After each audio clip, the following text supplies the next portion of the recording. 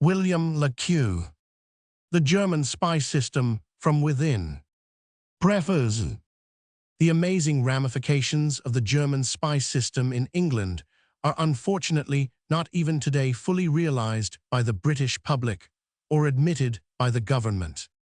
In face of the hard facts contained in this book, in face of the serious statements of members in the House of Commons, and in face of what the public are themselves daily reporting to the authorities, the present apathy of the government and its refusal to admit the peril and deal with spies with a firm hand is little short of criminal.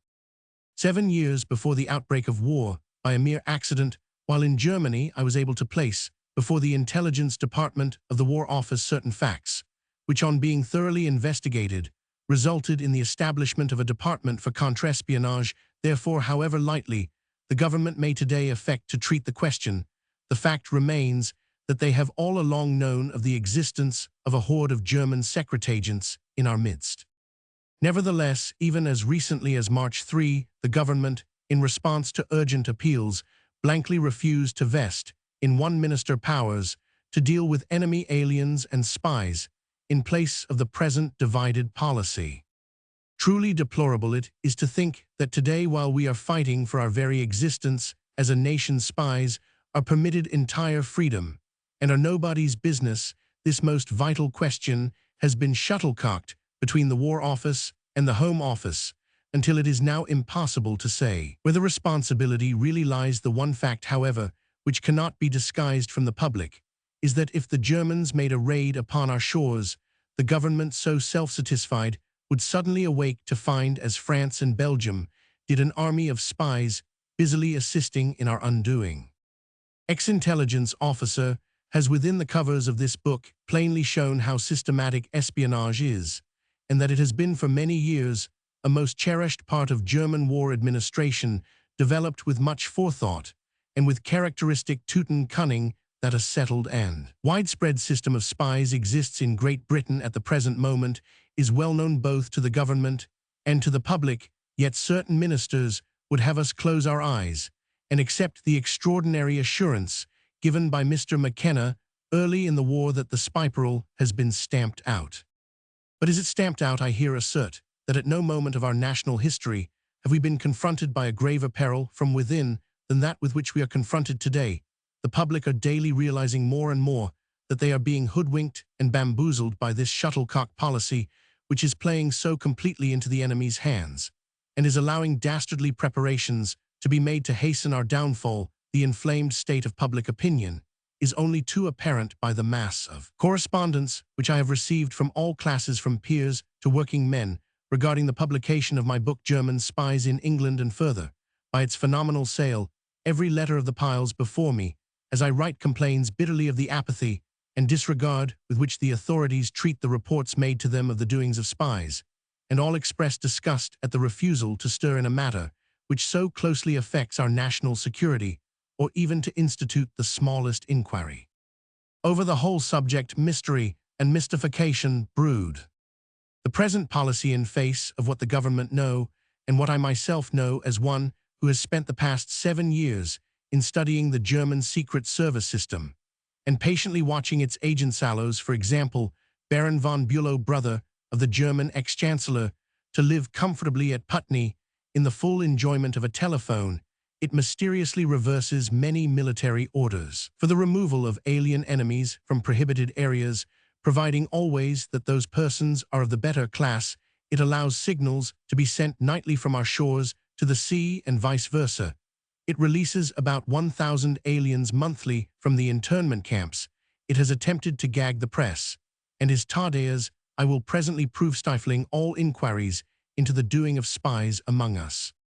In no other capital in the world save London would such a disgraceful scandal be for one moment tolerated as that which any reader may investigate for himself, providing he is careful not to obtrude his British nationality, namely the toasting of the day of Britain's downfall by these selfsame enemy aliens who, recently released from the internment camps, now nightly meet and plot in the various little foreign restaurants in the neighborhood of the Tottenham Court Road. Here round the small tables in the underworld of London sit enemy men and women, openly expressing the most intense hatred of us, gloating over their own piratical deeds and barbarities, and declaring that in England ere long there is to be repeated the same savagery and unbridled lust with which poor Belgium was swept from end to end. This is no idle statement. I have been present posing as an Italian and a neutral, and I have seen and heard indeed in those places news from Germany is known hours before it is known to our military or naval authorities, and I have heard it declared openly that the vanguard of spies among us are ready to act at a given signal, which is to be the appearance of zeppelins over Londonto, blow up bridges, water mains, and railways, destroy telephones and telegraphs, and commit the most widespread havoc, incendiary and otherwise, for the purpose of creating a panic and preventing the movements of troops. Naturally, one asks, where are the police? On discovering this scandalous state of affairs, I went to New Scotland Yard to ask that same question. I had interviews with various officials, and after over an hour's prevarication and elusive replies to my rather disconcerting questions, I succeeded in eliciting the very illuminating fact that they were unable to act without the consent of the Home Office. Why, one may ask, is it withheld? Why should we risk our well-being by allowing these hotbeds of conspiracy and crime to be officially protected, while a man may be hauled before the magistrate for the heinous offense of not having a rear lamp to his cycle? What a comedy! Mr. Justice Ridley has rightly said, we must make an end of spies, yet the fact that spies are being officially winked at can no longer be doubted. Before me, I have fully 200 cases reported by responsible citizens in various parts of the country, in which the authorities, who seem, by the way, to have no authority at all, have refused even to make the most superficial inquiry, or else a constable in full uniform has been sent to interview the person under suspicion. Let us calmly consider the present situation. The mystery of the official protection afforded to spies has been greatly increased during the month of March, and the public confidence has been further shaken in consequence of the statement of Mr. Bonar Law in the House of Commons, who not only declared that there were on March 1st 600 male alien enemies still residing on or near the coast, but also made a most interesting revelation. The Admiralty, he said, in order to test whether signaling was really going on from the shore, sent a trawler to sea with instructions to show German signalites, and these were instantly answered. What was done? Nothing, and judging from the experience of the public, this is hardly surprising. Perhaps a case in point may be of interest. In the middle of February, from an officer in His Majesty's service, I received information that certain highly suspicious signals were being made nightly between the Kent coast and London. Therefore, I went forth at once to investigate in company with the officer in question, who is qualified signaller and wireless expert, and a non-commissioned officer also qualified in signaling.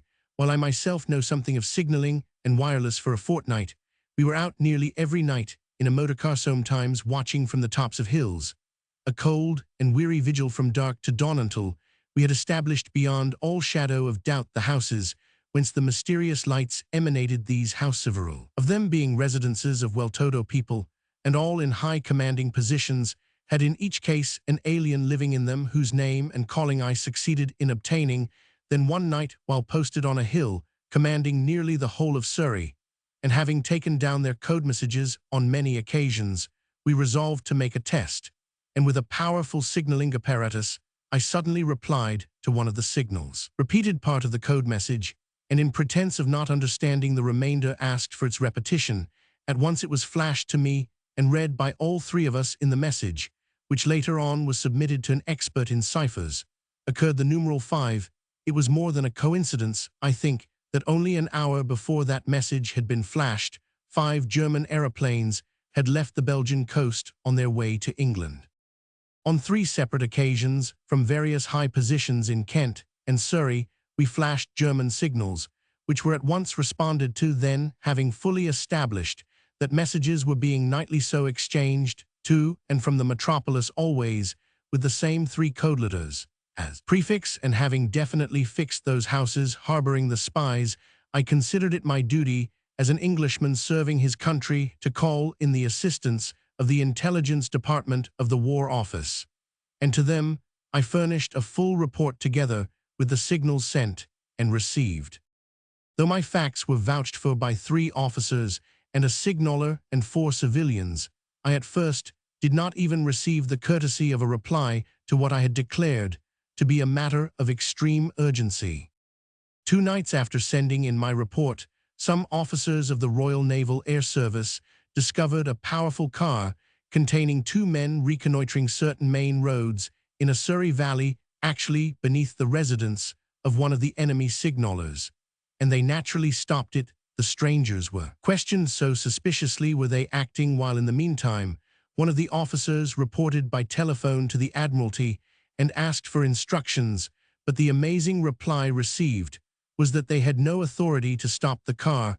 As for myself, I again wrote to the Intelligence Department of the War Office, but after 11 days all they would deign me was a mere printed notice informing me that my report had been received. To this I replied asking that immediate steps might be taken to investigate and arrest the signallers, as dangerous to the state, more dangerous perhaps even than the cyclist without his backlamp. But to that letter I have not even received an acknowledgement. Another instance may perhaps be of interest. I discovered that among the Belgian refugees from Antwerp who had received charitable aid in one of our biggest seaports were 2 men upon whom considerable suspicion had fallen. One posed as a smooth-tongued priest and wore that garb, while the other was a friend, apparently somewhat lower in the social scale.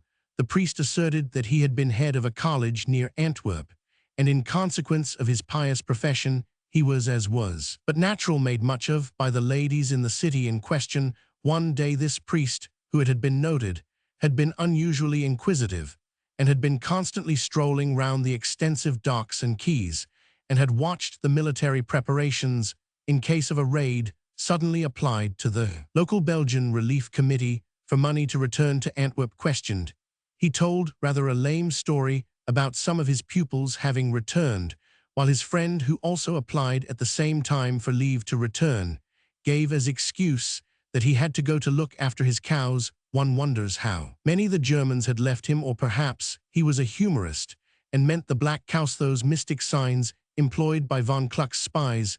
The Relief Committee apparently were not exactly satisfied with the stories. Nevertheless, they eventually granted the pair money for their journey back to Belgium.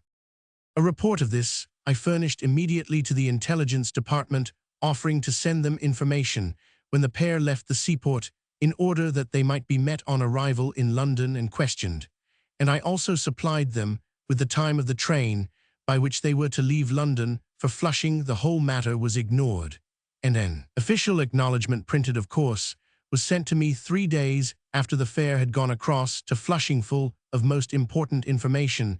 As was afterwards discovered, here is yet another instance in Liverpool. The special constables were performing most excellent work in hunting out alien enemies and sending them to internment camps, when of a sudden an order came whence nobody appears to know to arrest no one further, for as the order put it, such action may create public alarm. Why is it too that men of wealth and influence, bankers, brokers, financiers, and birthday baronets, German-born privy councillors, and other alien enemies who happen to possess money, are caressed and given such latitude to exert any evil influence they may like upon us? Why also was Baron von O. Waschendorf, a lieutenant in the Yellow Uhlans of Stuttgart, just under 30 years of age, permitted to practice running in Hyde Park so as to fit him for his military duties? And why was he on march one Stallowed to leave Tilbury for Holland to fight against us? These are questions upon which the public should demand satisfaction, and to arraign those responsible. I here wish to state most emphatically that I am not a politician, neither am I criticizing for one moment the splendid military administration of Lord Kitchener. If the Spiperal were placed in his capable hands with complete power to act, to arrest, and to punish, then I would at this moment lay down my pen upon the question. Yet as one who was among the very first, perhaps the first to discover the secret plans of Germany, and to report them, I consider it my duty as a lover of my country to warn the public. The time has passed for mincing matters, or for the further protection of traitors in our midst. I here cast no reflection upon any single person, and further any person mentioned in this article is beyond the pale of my statement, but I here assert that I have had in my possession a list actually shown to me by a friend at Wilhelmstrasse, who was their paymaster of persons in England and America who have been in receipt of German money and who by dint of it and of secret influence have risen to high degree, and in some instances to places with fat emoluments. Motives of patriotism alone prevent me from revealing that list at this hour of our national crisis. The many truths contained in the following chapters of this book must surely reveal to the reader the edge of the volcano upon which we are now sitting, notwithstanding all the false official assurances, the sleepiness of the much-vaunted intelligence department, and the fettered hands of the police, both metropolitan and provincial, must surely give the man in the street to pause. Spies are today among us in every walk of life, and in almost every town in Great Britain. Every single man and woman among them is impatiently awaiting the signal for the destruction of our homes and the ruin and massacre of our dear ones, and yet we are actually asked to believe that no danger exists. The same Kijlov policy, which at a cost of £13,000 has provided a pleasant mansion with charming grounds and a staff of valet servants, etc., for German officers, many of whom were responsible for the barbaric outrages on innocent women and the massacre of children in Belgium, has also placed a protecting hand upon our alien enemies. Assuredly, this is an injudicious policy, for it has already created a very grave suspicion and distrust in the public mind.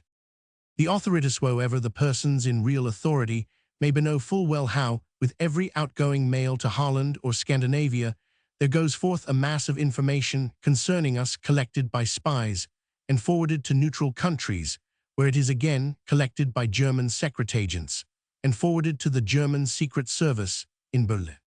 These letters are generally written either in invisible ink or in ciphertext upon newspapers or magazines, which are merely placed in unsuspicious-looking wrappers, addressed to somebody usually with an English name in Holland, Denmark, or Sweden.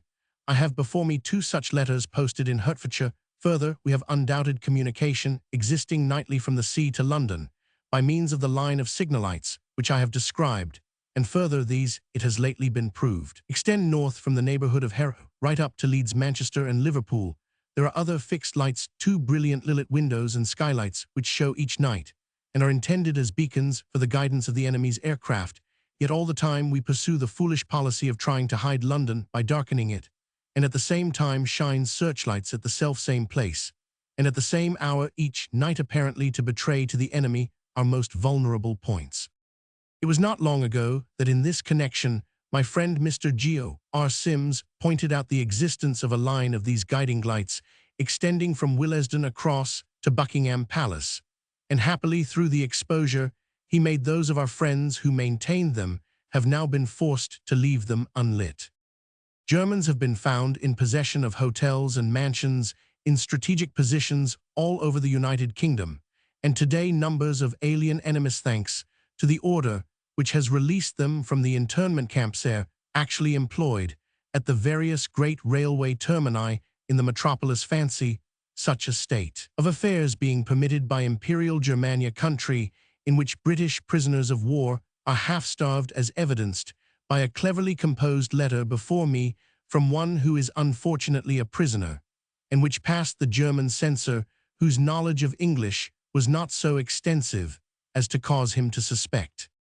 When the reader has digested the pages which follow, chapters which give a very lucid, calm, and first-hand idea of the low-down methods of German espionage, he will, I venture to think, agree that it is of no use to cross the barbarian's sword with a peacock's feather. Germany intends, if she can, to crush and to humiliate us, to devastate our homes, to outrage and massacre our dear ones, and by every subtle and dastardly means to bring upon us a disaster so stupendous as to stagger humanity. Shall we remain lulled to sleep further by assurances which are not borne out by facts? Germany's advance guard of spies are already here rubbing shoulders with us, many of them smug and respectable citizens passing among us, entirely unsuspected members of our churches, honored and believed to be Britons. Some are alien enemies, others are traitors who have imperiled this country's safety for the lure of German gold.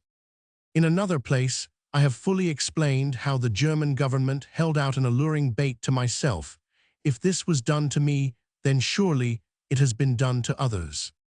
We are Britons fighting for our king, and our country, our fathers, husbands, sons, and brothers have gone forth to battle for the right and hurl back the barbaric Teuton tide, which threatens to overwhelm us. Some, alas, already lie in their graves. Is it therefore not our duty to those we hold dear to see that spies shall not exist in our midst? If the government are so utterly incapable of dealing effectively with the problem, as they are now proved to be, then why do they not allow the formation of a central board with drastic powers to end at once this national danger, which grows more acute with the dawn of every day? I am no alarmist, nor am I affected with spy mania. I am merely here writing a plain and bitter truth, the truth which I have learnt after years of experience and patient inquiry. If space permitted, I could relate 100 stories of espionage, all supported by evidence stories, which would contain as much excitement as any I have ever written in the guise of fiction, but my only object in this preface is to urge the public to read this book, to inquire into and study the problem for themselves, and to assure them that the words of ex-intelligence officer are full of very grave truths, which cannot be ignored or refuted. It is for the public themselves to demand satisfaction in a very determined and outstanding manner.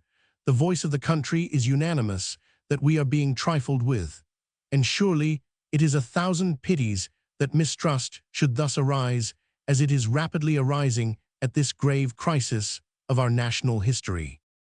The public have been told definitely by Mr. Tennant that every enemy alien is known, and is now under constant police surveillance.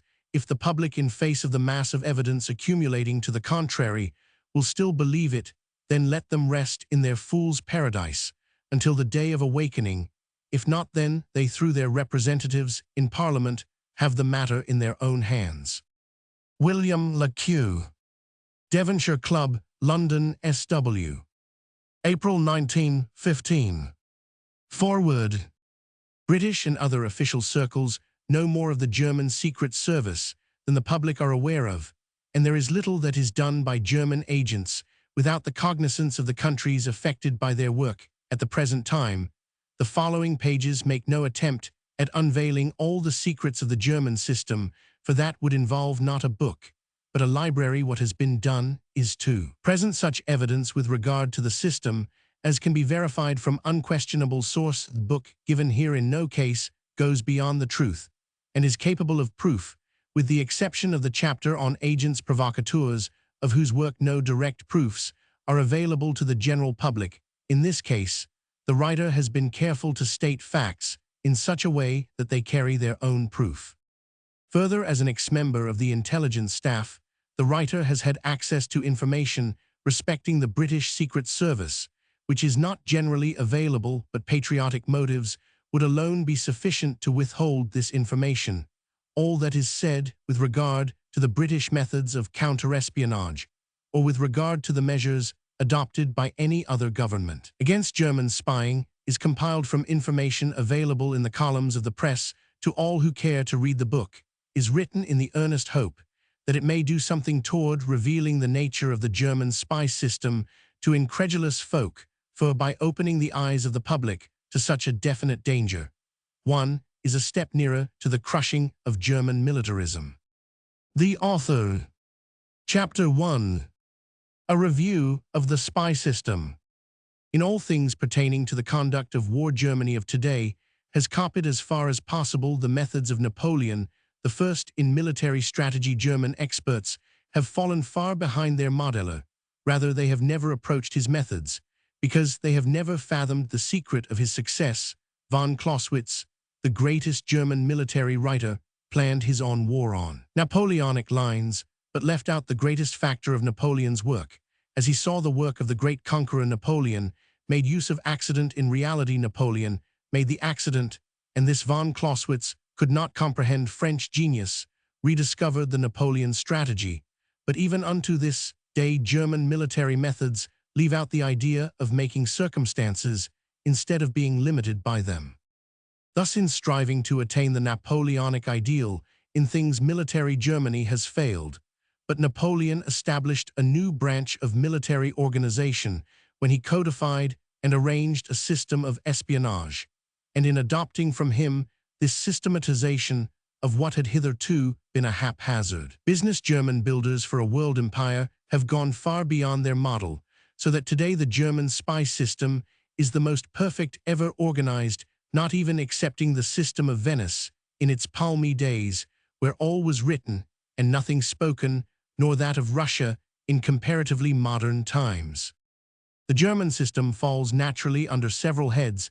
To take them in reverse order of importance, there is first the commercial system of espionage, which takes the form of sending out men who accept posts as clerks in foreign to Germany business firms. These men come especially to England, ostensibly to learn the language, but in many cases they have received thorough tuition in idiomatic and commercial English from some member of the British colonies existing in such centers as Berlin and Dresden. They accept a very low wage for what are in reality services far beyond their pay and value. They gain access to books and price lists, and to lists of customers by means of which they are able to give exact details of the markets to which British goods are sent, and the prices, rates of freight, discounts, etc. These particulars are transmitted in full to Germany, and with them, the German competing firms are able to undercut British firms in foreign markets, and to secure British trade by always making their estimates a little lower than those of the competing British firms, since in commerce all is legitimate in the interests of one's employer. The only comment to be made on this method of spying is that it is despicable in that it involves the deliberate abuse of hospitality, and thus no code of ethics can be found to justify it. But business and ethics are two different things. This commercial spying, however, is but an offshoot from the great espionage system perfected by Stieber, chief of German secret police and privy councillor, of whom more anon. The main system is concerned with military and naval matters, and various points discovered in connection with this main system show that Germany has, for many years, made up its mind to embark on a war of aggrandizement. Whether or no the warlord of popular conception was fully in agreement with the idea is another matter, and one that history will probably show. The superiority of the German system to that of other, and what may be termed competing nations, is evidenced by one apparently unimportant fact. When French and British spies have been caught in Germany and sentenced to terms of imprisonment in German fortresses, in a great number of cases, it has transpired that the offenders were military officers. Still on the active list, they had been specially chosen for their work. Perhaps they had undertaken it with the highest of motives also, perhaps, and they had understood the grave risks they ran in that their governments would afford them no direct protection in case of their being detected, but they were officers on the active list, soldiers by profession. Now, on consideration, the calling of a spy reveals itself as one of doubtful honesty. No matter what the motives prompting the spy may be, the soldier is at all times supposed to be a man of honor and strict integrity, which he usually is, whether the spy be a British, French, Russian, or German subject. He is engaged in abusing the hospitality of the country on which he is spying, and from a military point of view is not playing the game. So little is he playing the game, in fact, that in time of peace his government refuses to recognize him if he fails, and in time of war he gets no combatant rights, but is shot out of hand by the enemy into whose hands he falls. The formality of a trial is unnecessary if the fact of espionage, accomplished or attempted, be apparent guilty of what cannot be called other than a mean act. Attempting to endanger the lives of soldiers by unsoldierly methods in revealing himself as a spy, a man condemns himself and passes his own sentence, which is as it should be, and yet two of the great powers permit commissioned officers to undertake this dirty work, as it must be called. Germany has realized that special men ought to be employed for this special necessary, but at the same time despicable business. Your perfect spy is a man of criminal impulse, a moral pervert of sorts, and recognizing this, Stieber and his followers in the government of the system have organized a separate branch of the great German General Staff, a branch made up of chosen men and women, of whom the men may at one time have held military or naval commissions in this warlike nation, but very few are officers on the active list. It has been realized in this land of nearly perfect espionage that the duties of a spy and those of an officer of the Service, either Serviceer, not compatible. The German Secret Service Corps, which Stieber organized, is a matter of three main departments: the military, the naval, and the diplomatic spy corps under the last-mentioned head, must be grouped the work of Germans in foreign countries, notably in France, and to a certain extent in England, with a view to influencing labor by means of strikes and industrial unrest, a system of influence which often approaches closely to and sometimes interlinks with commercial espionage, though it is primarily directed to the paralysis of a possible enemy in case of war and the facilitating of a German attack on the country in which the work is being done. For always German strategy has been that of attack. Whatever protestations of peaceful intents the German nation may make, there can be no doubt of its real designs when one considers the trend of all its policy in recent years, the nature of its naval and military increase of effort, and as far as revelations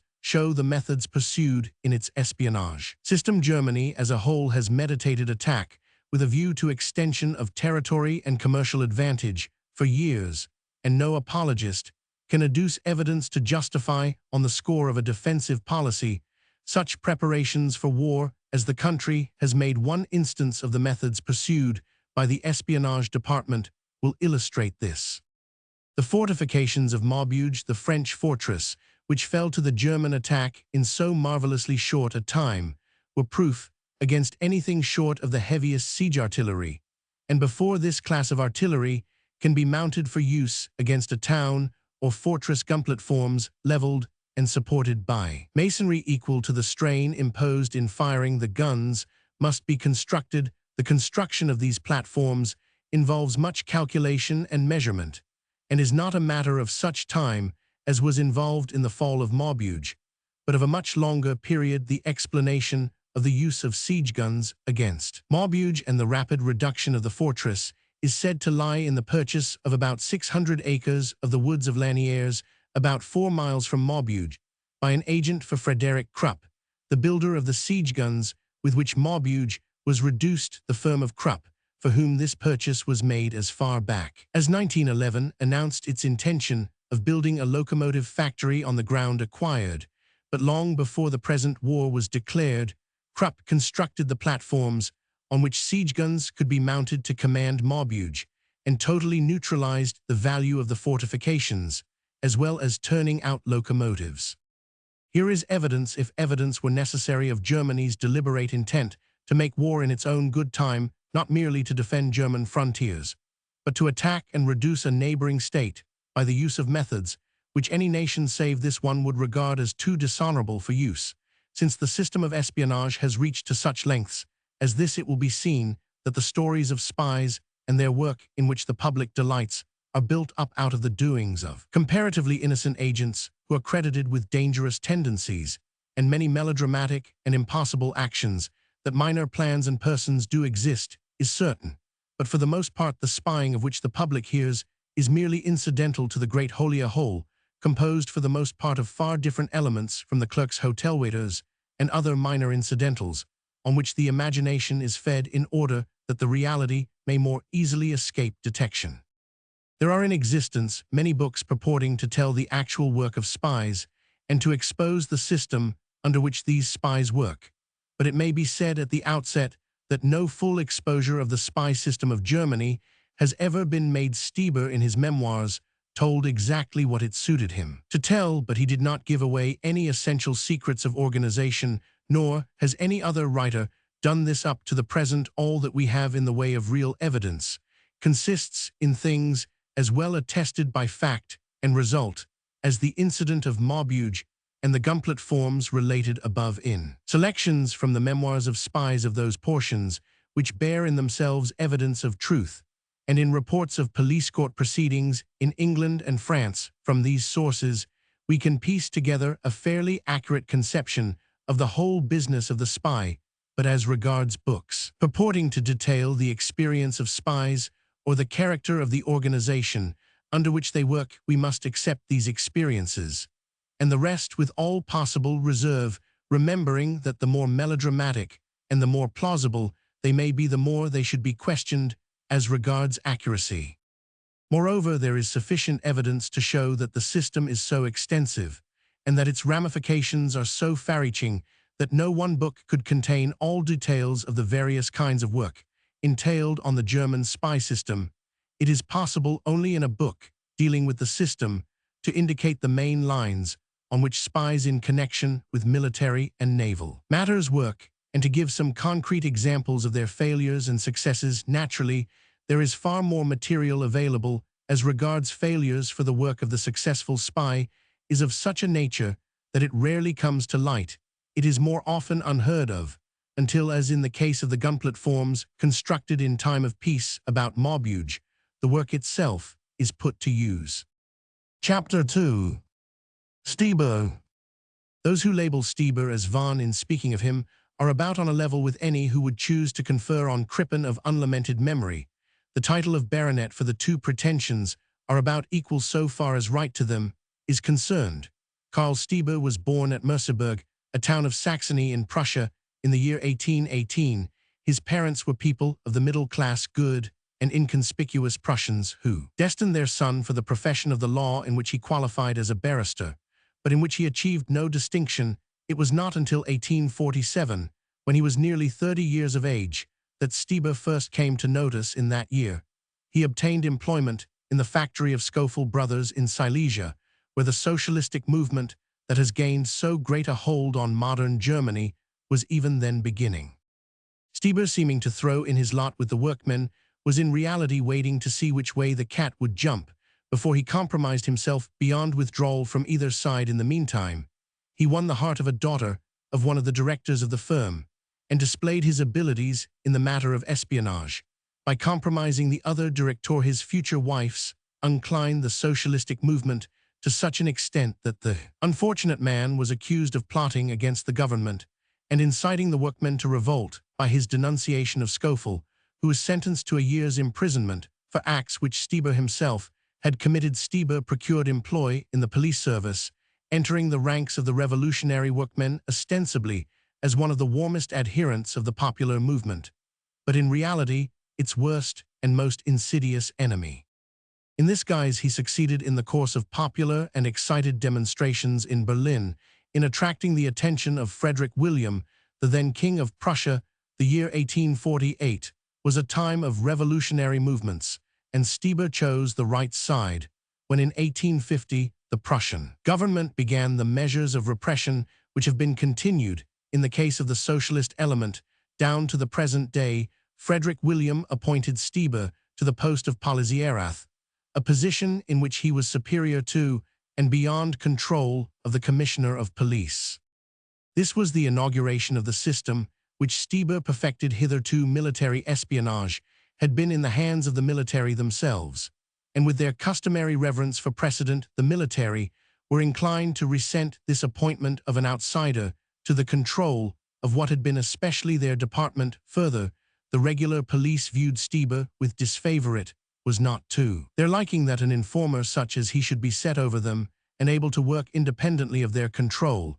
It speaks much for Stieber's genius for organization that he combated both these influences successfully and established himself with the aid of royal patronage and protection of Corset, the head of a special organization which was quite independent of either military or police control.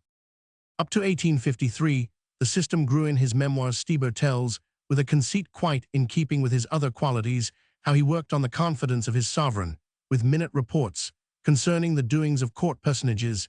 He seems in fact to have taken pleasure in the recital of his meannesses, which his perverted moral sense caused him to see as exploits worthy of pride. It was as if, having nothing of moment on which to exercise his cunning, he kept himself in practice on anything or anybody that might be at hand. Thus, until in 1854, he was charged with the work of extending into neighboring countries the system he had already perfected in Prussia. The cost of the business was charged against service of the interior, and in addition to the sum expended on internal espionage, a sum of £12,250 was set aside for the campaign, which prepared the way for the wars in which Prussia rose to the standing of a first-class European power. Through the severity of his measures in Prussia itself Stieber caused such a popular outcry that he was relieved of his post as chief of police. But Bismarck, then coming to power, employed his hound in equally useful work outside the bounds of the kingdom, by sending him through Bohemia, whereby establishing spies all along the route that the army would have to traverse. Later Stieber laid the foundations for the campaign that was to end so disastrously for Austria at Sadowa by 1866. When the Prussian campaign against Austria opened, Stieber had Bohemia so thoroughly planted with spies that every step of the Austrian forces was known to their opponents. Before it was taken, every village had its informer ready for the Prussian troops when they entered, and though the system of mapping outposts of defense and military positions had not then reached to the perfection it has since attained, it may be said that the campaign against Austria was half won by Stieber before it was entered on by the Prussian army. These things have so far passed into history that they have become general knowledge, but how Stieber enlisted and placed his spies actual routine and full secret of the work is careful not to tell. It may be assumed that among other qualities he possessed the power of reading his fellows. He was a genius in psychology, and knew his spy when he saw one, hence his success, for which he was made chief of the active service police, a force never recognized in this way up to his time, and a post created practically by his own ability in his special line of work. From his years of exile, he had learned the lesson of dealing as lightly as possible with the people of his own country, and henceforth he associated himself with the development of systems of espionage in other countries, notably in France, where he made all preparations for the War of 1870, and made them so thoroughly that it is common knowledge now how the German invaders knew the country in which they were fighting better than did Napoleon's own troops. He worked quite independently of the diplomatic corps, established his own agencies in France, and set up his fixed posts in a manner which has survived to some extent up to the present day. Both as regards France and other countries at this time, the work which he was in process of organizing was a thing so new that it received little attention from the French authorities of that day, and the system may be said to have reached its zenith of perfection with the War of 1870, when in every French town and village of the Northeast was a fixed post, or in plain English, a spy in the pay of the German Secret Service. So complete was the information furnished that the personal histories of individuals, their failings and eccentricities, were catalogued, and scandal was tabulated in the archives of Berlin for use in case it should be required, while fortifications and districts were mapped out with a thoroughness such as the military surveyors of France could not excel. When the war came, the Prussian troops marched through the country and knew its resources and difficulties even better than the inhabitants themselves. How this was accomplished will be shown later in detail. Meanwhile, Stieber, as privy councillor and confidant of Bismarck, gradually overcame the antipathy of the military Castian antipathy, which his useful work in Bohemia had gone far to allay. According to the account given in his own memoirs, he discovered that an attempt was to be made on the life of the Tsar Alexander when the latter attended a grand review in company with Napoleon at Longchamps.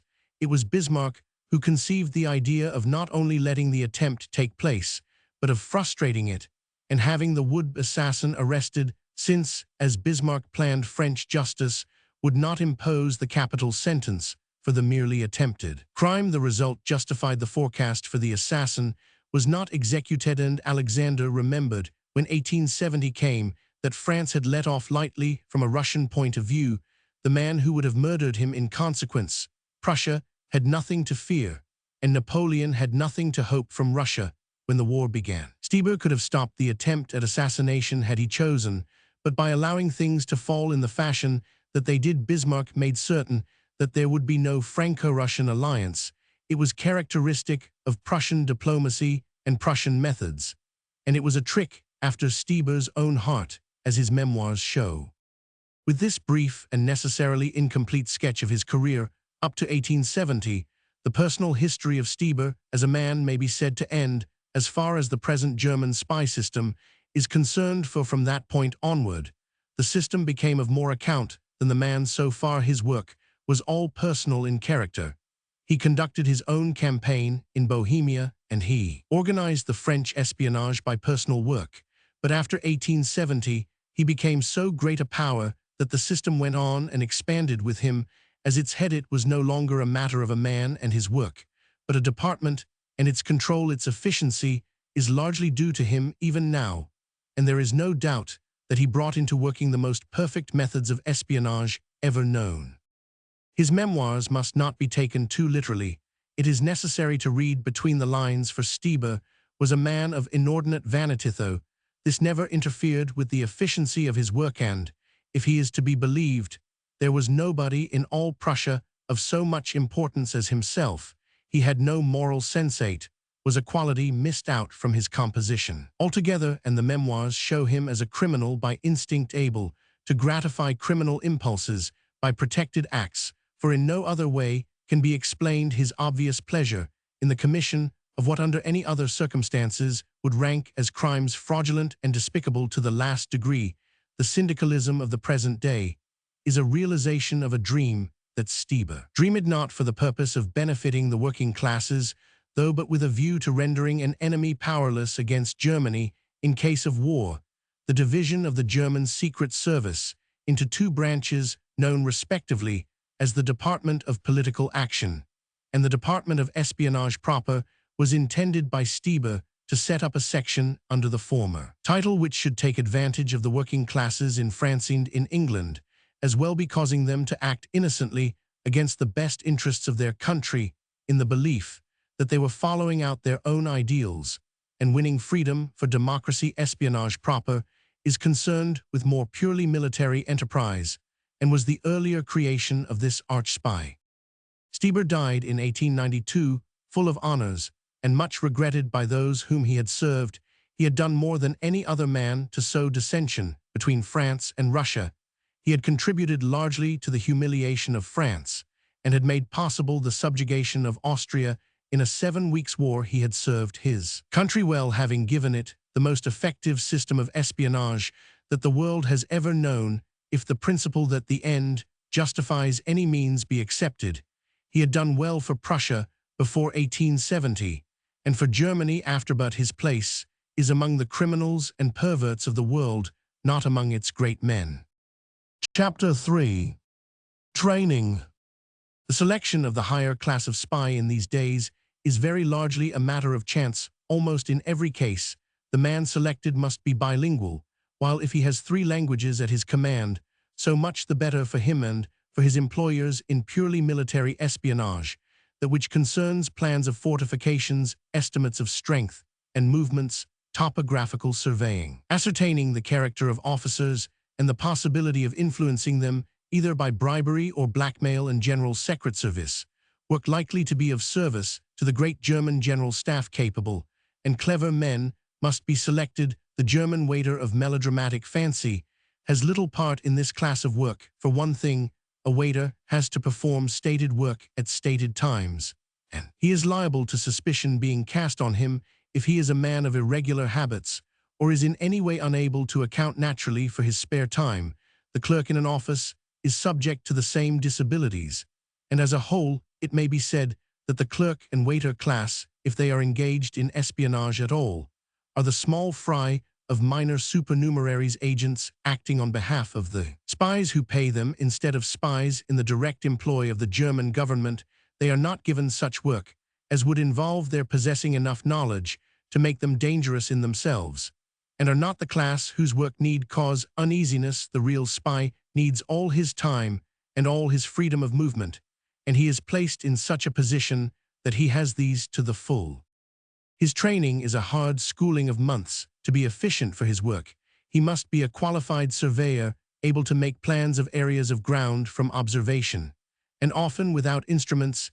He must at the same time be a capable photographer. For obvious reasons, he must be able to judge distances under all conditions of weather and lighters. An instance of this may be mentioned: the fully authenticated case of the spy who was set to study the Forth Bridge, and who was expected to supply his government with full details of the bridge, of how men could be placed, with a view to its instant destruction, at a given signal, of the geological nature of the land into which the foundations of the bridge were built, and of the quantities of explosive required to reduce the structure.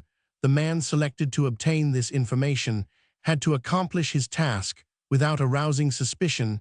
He had to judge his distances solely by pacing observing angles and subsequent triangulation. And in this respect, his work was perfectly accurate, for he judged the distances to a matter of yards and heights to the foot, though these coincided with information at the disposal of any member of the public. Apparently, the great German General Staff placed no faith in published information, or at least wanted it confirmed. Further, the military spy must know units of the British Army at sight, and must have at hand, if not actually in his mind, the code word by which each unit is tabulated at Berlin. He must know the code words also for various patterns of gun, must be conversant with classes of explosive and patterns of shell, and must be able, if luck and his own ingenuity should favor him, to carry in his mind sufficient of the nature and plan of a fortification, to be able to draw a map of the work, to scale as nearly as possible from memory. In all purely technical details of his work, the military spy is trained in matters military before he sets out on the smallest piece of work, and he passes examinations just as a member of the military service would, except that his examinations are stiffer than those of the officer, and he is required to know all where the officer is only asked to acquire a part. For in technical matters, the military spy must never be at a loss. He must be able to place guns and menworks and engineering details with accuracy, since misinformation is worse than none. In the actual method employed in obtaining information, much is left to the judgment of the spy. It is a platitude that no two battles are ever identical in character, and thus the plans of military commanders must vary with the line of country, the strength of the forces engaged, and many other points. In the same way, the spies who pave the way for Germany's soldiers are never confronted by the same conditions twice, and they must adapt their methods to fit the circumstances of each case. In this, the more delicate and difficult part of their work, no amount of training can avail them, but all depends on their natural ability to make use of men and circumstances, a quality which is more to be classed as work than as training, since it is either part of the composition of a man or is definitely lacking, and not to be imparted by any training. Naval spying is practically analogous with military work in character, except that all the training must be devoted to familiarity with the details of naval work and construction. In the matter of coast fortifications, the work of naval and military spies overlaps to a certain extent, but in addition to coast defense works and dockyards, which call for the activities of both naval and military spies, there are the details of every class of battleship to be learned. Topography is the first point. Common to both branches, and trigonometry is an accessory to this practically, but naval construction and drawing are peculiar to the naval spy, who is handed on to the care of an expert officer of the German Naval Intelligence Department as a rule, and so familiarized with the details of various classes of torpedoes, mines, submarines, and guns that he is able to recognize any one of these things at a glance and tell the particular class and power which it represents. Further, the naval spy is made acquainted with the build and outline of every class of naval vessel in the world. He is first schooled in the details of the various battleships, cruisers, and smaller craft belonging to the great powers, and later is taught to recognize these vessels by silhouettes, from which he gains sufficient knowledge to recognize any ship either by day or night. Assuming that the night is of such a character that the ship is at all visible, he studies uniforms and insignia of rank, signals, and codes, and at the end of his training is a fully qualified naval officer so far as the theory of naval matters goes. In the yards of Wilhelmshaven and Kiel is opportunity of putting his knowledge to the test, and he has to satisfy his examiners on all the points on which he has been coached. With regard to diplomatic espionage, the coaching bestowed on the two branches already mentioned is not undertaken for the diplomatic spy in the narrower sense of the phrase, since all spies must be extremely diplomatists chosen as a rule from among the ranks of naval and military spies in order to undertake diplomatic missions and supplement the work of the German embassies in the various European centers. A spy must be a very good man indeed as far as his work is concerned. He must be, as was Stieber, absolutely ruthless, and without scruple. He must be a good linguist, a man of good presence and address, and a tactful man as well. The core of diplomatic spies is a small one, for this work is the best paid of all, the most delicate and intimate of all.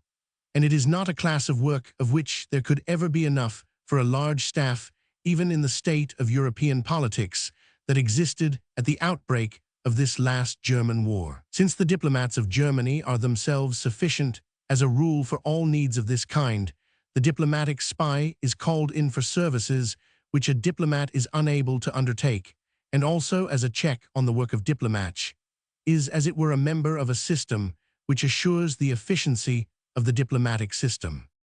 His training lies in the commissions entrusted to him in military and naval capacities by super-excellence in the performance of his duties in these departments. He shows himself sufficiently able and efficient to warrant his being trusted with less obvious and more confidential tasks. He works, as do all the members of the German spy system, independently of all other workers for the good of the state, for in every case, the spy works alone, lest encompassing his own downfall, he should bring about that of others as well. This was a principle inaugurated by Stieber, who believed in trusting no man more than was absolutely unavoidable.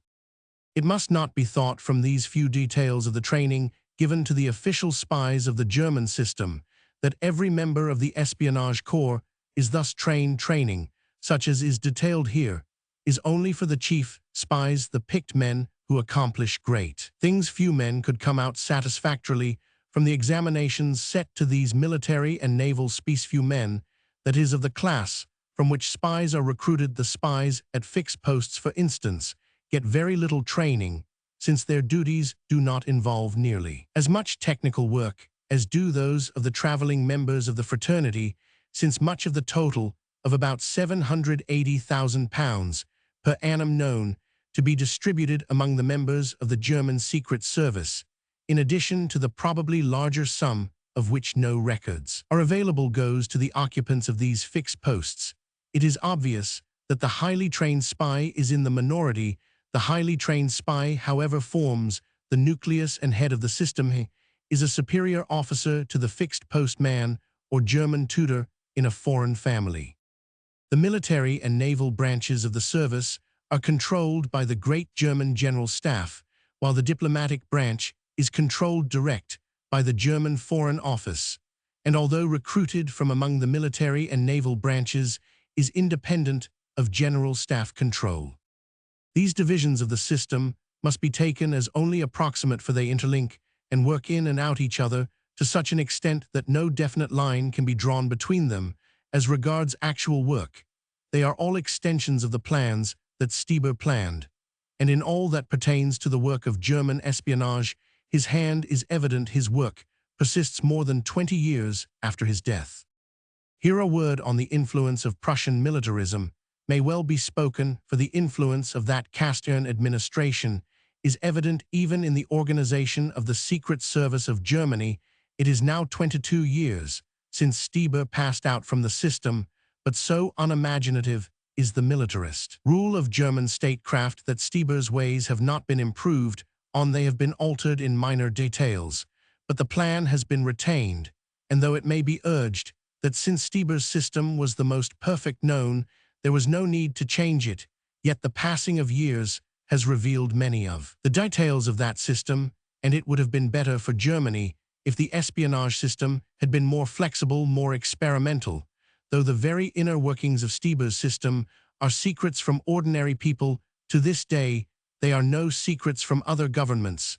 The German methods have been copied and improved on by more than one government, and in some things Germany, which had the only perfect system of espionage in 1870, is actually behind the rest of the world now, for craft has been met with craft, and while the protective measures of other nations have advanced, Germany has stood still.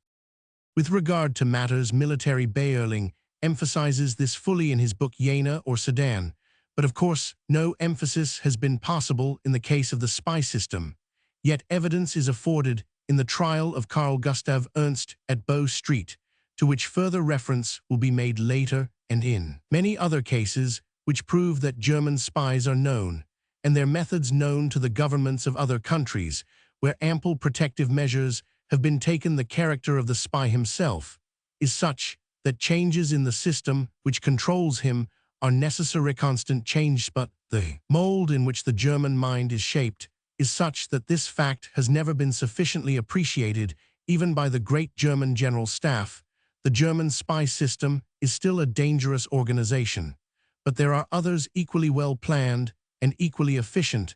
Had there been another Stieber to take control, Germany might still have had the only perfect system of espionage, but such genius as he displayed only comes once to a people in a century, and a second Stieber has yet to be found in Germany to make its secret service as efficient as in the days when Stieber maintained control. Chapter 4. Military Spies. The German system of military espionage can best be studied by an analysis of the working of the system in France from the year 1870 onwards. So far as the outside world is concerned, the military invasion of France by Germany began at the end of July 1870, but in reality, the invasion began in the latter half of 1867, when Stieber, chief of the German secret police, began the placing of his fixed posts throughout the country. No less than 30,000 spies were placed in the departments of northern and eastern France, and the feats of this army made possible the work accomplished by von Moltke. In his memoirs, Stieber relates how Bismarck, when informed that Jules Favre wished to negotiate for the surrender of Paris in 1871, sent for Stieber and instructed him that Favre was to be kept under observation. While negotiations were in progress, Bismarck and Favre met at Versailles, where on Favre's arrival, he was escorted to a carriage driven by one of Stieber's men and was driven to an establishment on the Boulevard du Roi. This, though Favre was ignorant of the fact, was the headquarters of the German active service police. Favre was courteously received and presented with a bodyservant to whom the highest accomplishments were accredited. The bodyservant was none other than Stieber himself. Favre lodged in this house throughout all the negotiations for the surrender of Paris. So far as Favre knew, the owner of the house was a good Parisian and a resident of Versailles. In reality, the place was the headquarters of the German secret service system, and its owner was one of the fixed spies placed by Stieber before the war began, and thus ready to afford all information with regard to his own district to the German forces on their arrival. For the period of Favre's stay, Stieber waited on him hand and foot, attending to his meals, to his bedroom and clothing, and performing all the duties of a valet. Under this pretext, it was perfectly easy for Stieber to ransack all Favre's clothing, luggage, and personal equipment, and the arch-spy claims in his memoirs that much of the information he obtained in this way was extremely useful to Bismarck during the negotiations on which the conclusion of peace was based. Certain proposals made by the Minister of the Interior during this period, in which Stieber was at the head of the secret police, are worth quoting with regard to the establishment of spies throughout France subsequent to the War of 1870, in order that strict watch might be kept on the conquered country. The proposals were as follows. All the fixed agents must hold not merely salaried positions, that is, in offices, workshops, etc., for they might at any time be dismissed from their posts, and in that case would no longer have any plausible reason for remaining at their points of observation. Such positions, too, possess considerable disadvantage for our agents in that they restrict their actions and hamper their freedom of going and coming and bring them too much under notice. For these reasons, it must be laid down as a condition of the employment of a spy that he shall be obliged to keep some kind of an establishment which he may select, so long as it is at least externally thoroughly in keeping with the commercial or other requirements of the country in which he is engaged, whatever establishment it be, whether an office for the settlement of disputed claims, or a property register, or a business of a purely commercial land, such as groceries, cafes, restaurants, hotels, etc., it must be soundly established and possess a substantial goodwill. It must be borne in mind that it is necessary for our agents to inspire confidence in circles where they have their center of action, and to inspire that confidence by outward indications of a commonplace bourgeois existence, by tactful charity, and by making themselves useful in societies, associations, communities, and so forth, and by acquiring strong social positions, so that they may be well received and regarded in all quarters. While we must limit the expenditure which our agents are permitted to incur, it is necessary that we should give them absolute assurance that any deficit of the undertaking which they carry on would be made good by the service under the head of general expenses. Since the annual expenditure of Germany for work of this kind is admitted to amount to £780,000 a year, it may be gathered that the espionage service is a complete one.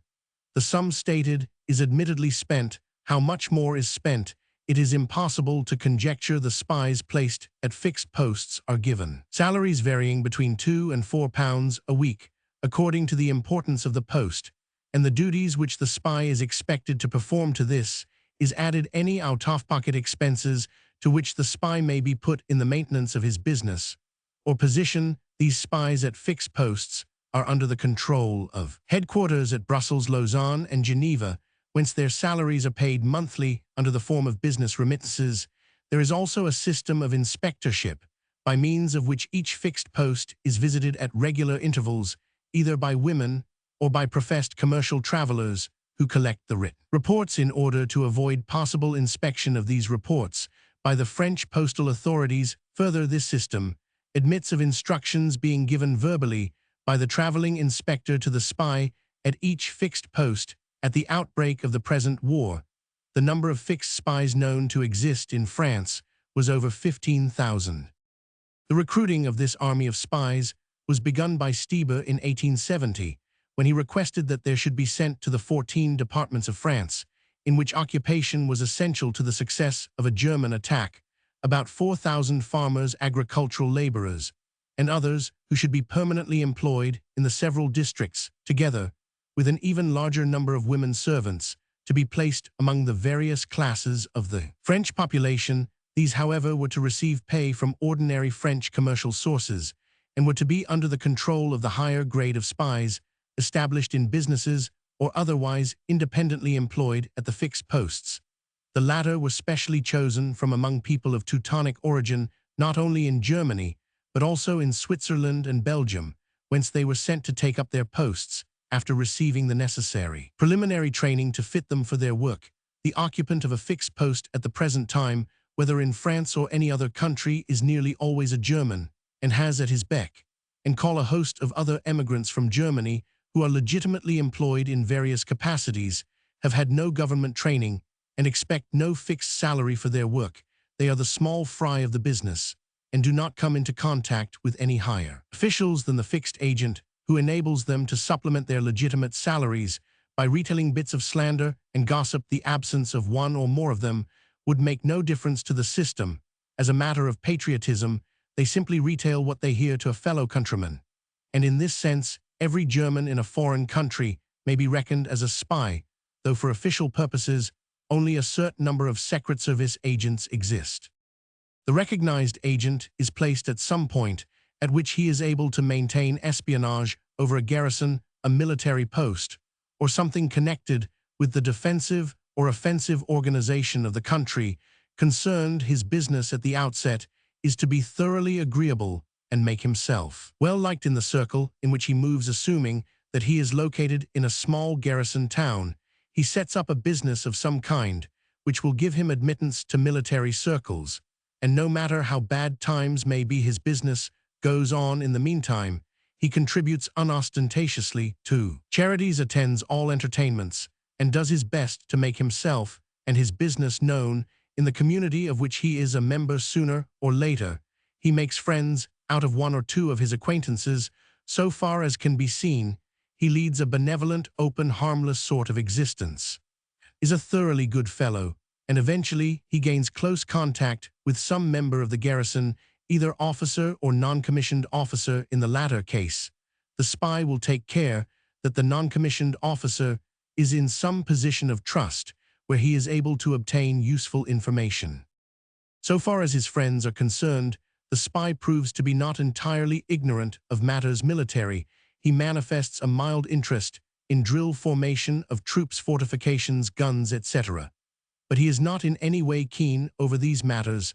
Like any other inhabitant of the country in which he resides, he is willing to discuss the shop matters of his associates and will even indulge in mild arguments, making mistakes, and submitting to correction from those more experienced gradually.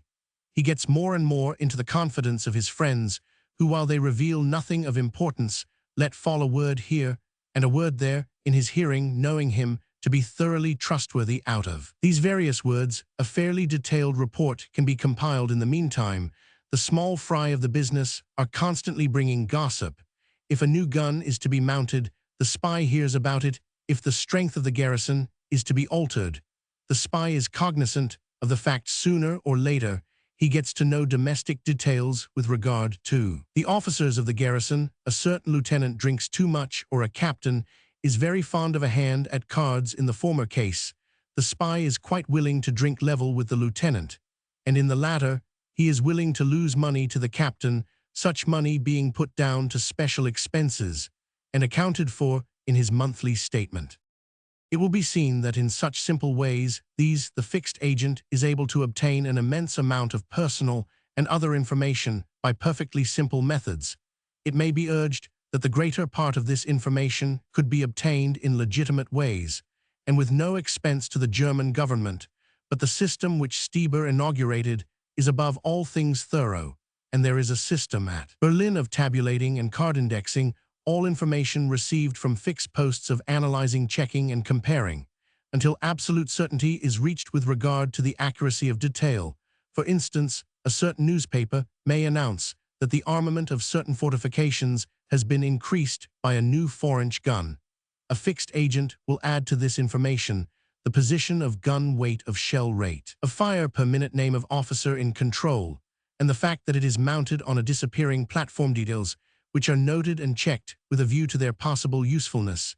In the future, the extent of this usefulness may be estimated when the fall of Namur or Maubeuge is recalled. The officers in control of the attacking German batteries knew exactly how many guns they had to silence, the position, bore, and rate of fire of these guns, and the points at which their own batteries could best be placed with a view to fire effect and invisibility. In the case of Maubeuge, they knew more. They knew where to find the necessary concrete platforms on which to place their own heavy artillery in order to silence the French guns, and this must be attributed to the development of the system of fixed posts. Not only does the great German General Staff know details of fortifications and technical matters, but it is also kept posted up in the character and abilities of officers who come under the observation of the fixed agent. Reports sent in to headquarters are concerned with personal peculiarities and scandals to an extent undreamed of by the persons concerned. If any officer is open to bribery, the fact is ascertained. If any officer's wife is open to blackmail, the blackmail is instituted, and the price of silence in every case is information with regard to matters of which the husband is cognizant. Further, the topographical information supplied includes details of the nature and state of roads, telegraphs, bridges, depths of rivers and streams, positions of fords, nature and condition of every building and farm, supplies of forage and food, horses available, and every detail which is likely to be of service. The ordnance maps supplied to German officers are marvels of map-making. Every insignificant cottage-style clump of trees and peculiarity of the landscape is indicated, and by the use of maps of this kind, the March on Paris in 1870 was carried through without a hitch. In like manner, all preparations for the Prussian advance through Belgium and the projected victorious March on Paris were made and completed years ago with the assistance of the fixed agents. The German entry into Brussels, when 700,000 men marched through a strange city without the slightest confusion, has been described as a triumph of organization. This it undoubtedly was, but the credit did not lie with the military commander, for the agents, who had been busy through many months preparing the way of the army, were responsible for that army's successful advance. Officers had only to follow detailed instructions presented to them by headquarters. With equal care, the entry to Paris was planned. Quarters were assigned to each regiment of the invading army. Each officer knew exactly the part that would be his in the spectacle, and every step of the entry to the French capital had been arranged in detail by German fixed agents, who had resided for many years in northern France and in Paris itself as peaceful citizens, reports of German occupation of French towns, and even photographs from the theater of war. Draw attention to various houses on which has been chalk spare this house, in many cases doubtless. This is intended as a return for unexpectedly hospitable reception, but in many other cases it indicates that the house in question was the residence of a fixed agent to whom German officers came on their entry to the place, in order to learn all that was possible with regard to resources of the town or village, and all that could be told of the movements of the enemy. It has been urged, and with apparent reason, that the value of espionage ceases as soon as armies take the field, since the work of the spy can only concern preparations for hostilities, and when war has begun, actual strength decides the issue. This, however, is not the case when German military espionage is in question. In many cases, the fixed agents have been so long established at their posts that they rank in the eyes of normal inhabitants as a part of the life of the place, and by maintaining their positions, they are able to ascertain for the benefit of their own commanders particulars of the dispositions of hostile forces. Elaborate systems of signaling are in use. Carrier pigeons are used, but only to a limited extent. The ways of the Red Indians, who made the most perfect spies ever known, are copied in indicating events by the movement of stones, chipping of bark on trees, breaking branches, and other ways little likely to be detected, while the more civilized method of lamp signaling is also practiced altogether. The German military spy forms a very efficient and formidable part of the German military force, both before and after the opening of hostilities. His value decreases to a certain extent when action has been entered on, and in a definite battle like those along the line of the Meuse and the line of the Aisne, he is practically useless. But in case of an advance on the part of the German forces, he is invaluable by reason of the information he can give with regard to the nature of the country and the dispositions of the retreating army. Chapter 5. Naval Espionage. The routine of naval espionage is very similar in character to that followed by military spies. The naval spy, however, must be a rather more intelligent and highly trained man than his military confrere, and cases that have come to light prove that his position is one of more responsibility, and that he is entrusted with more funds for the carrying out of his work. It is an interesting fact that for many years past officers and men of the German naval service have been employed along the east coast of England in compiling extremely detailed plans of places and fortifications. The accuracy of these plans is ascertained by persistent redrawing done by new members of the naval espionage staff, and all changes in building, road-making, bridge construction, and as far as possible, the interior work of fortifications are duly recorded on the Berlin maps. Not that this information is of definite working value at the present time, but the principle of Secret Service headquarters is that no item is too trivial for record, and information is acquired without regard to its direct uses, but in view of the fact that it may possibly be of some use at a future date. The adoption of such a principle involves an immense amount of work in checking and sorting the masses of information obtained, but beyond doubt, the principle itself has gone far to assure such successes as German arms have obtained either on land or at sea. In addition to the work of fixed naval posts stationed at dockyards and harbors, the work of spies at sea must not be overlooked either in time of peace or in war. In the former case, an innocent-looking trawler or private yacht is useful for taking soundings, ascertaining channels, and even locating naval mines used for purposes of harbor defense and fired by land contact. In time of war, the services which may be performed by such vessels are even more valuable.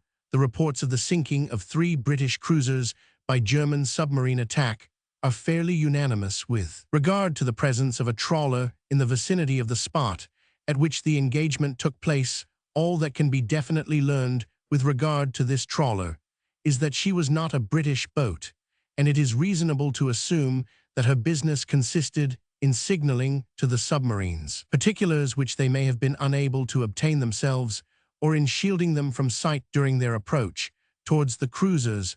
Although there are no substantial proofs of this assumption, it is hardly likely that the vessel was a trawler engaged in usual and legitimate business.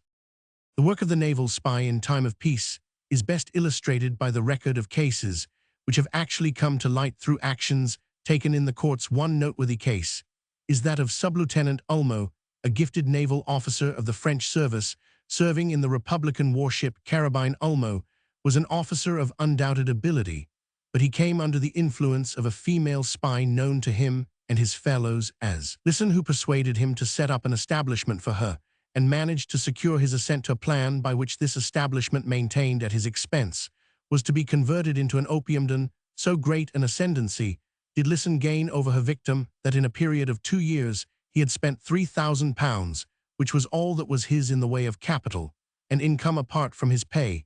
His position in the service rendered money necessity, and once his private fortune was gone, Listen pointed out to him that more money could be obtained. As soon as she spoke of the means by which he could obtain money, he repudiated the suggestion, but by working on his jealousy with regard to her acquaintance with a brother officer, she secured his consent to a bargain by which he was to give up the secret documents kept in a safe on board his ship in return for a price which was fixed at more than 10 times his previous competence.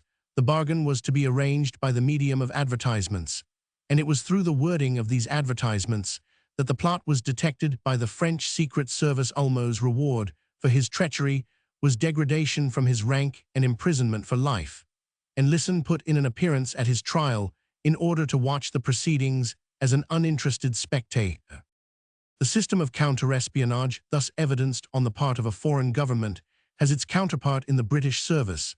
Since Britain is the most powerful enemy Germany has to fear in a naval sense, it follows that German naval espionage is principally directed against Britain, and that the establishment of naval spies is greater in this country than in any other. It is safe to say, however, that the majority of the fixed posts of the German naval service in Britain are known to the police, and that as soon as information which in the opinion of the British naval authorities is of value is in danger of being communicated to Germany, action is taken to prevent the transmission of the spies.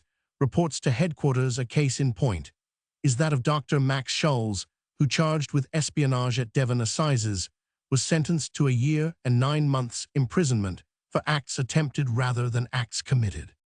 According to his own account, Schulz became implicated in the work of the military branch of the German Secret Service in 1910, when he was engaged to obtain reports about British military and naval affairs for statistical purposes. Although no more was said, there can be no doubt that Schulz realized quite well the nature of the work he was undertaking, especially as on the evidence of Sir Rufus Isaacs, who prosecuted at the trial, he was able to offer £500 a year to a British subject for continuous information of a confidential character. He began his career as a spy by ineffectual work in Ireland, following up this by a visit to Toulon. Still in search of information after various adventures, he returned in 1911 to Plymouth, and thence went for a trip up the River Yelm on a yacht called the Egret. Here, according to the evidence of Crown witnesses for the prosecution, he was visited by a Mr. Duff and a Mr. Tarrant, to whom he made overtures with regard to the obtaining of information concerning naval matters.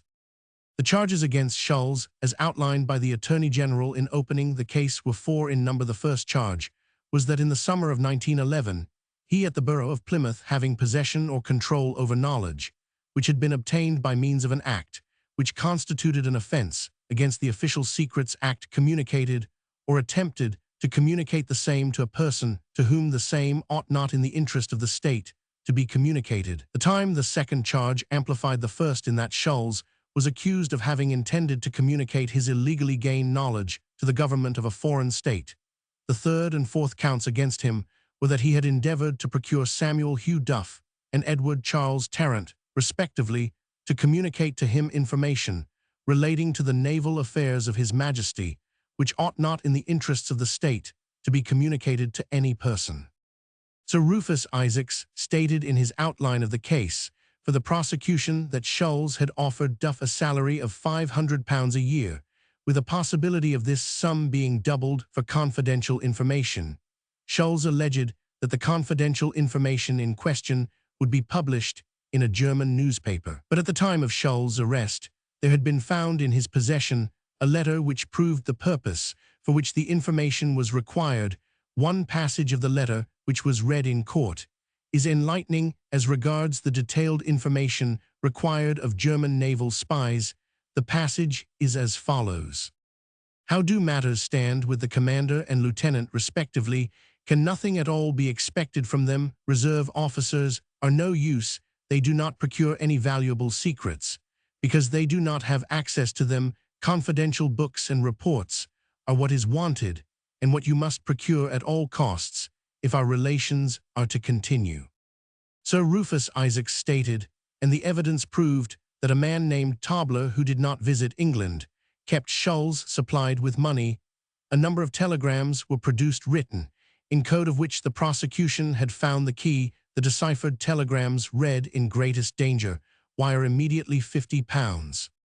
In greater trouble and danger, all prepared for departure, wire immediately £50, and date of meeting. Instructions from Tobler to Scholl's included a list of questions which Scholl's was to put to Mr. Duff, and the list included the following.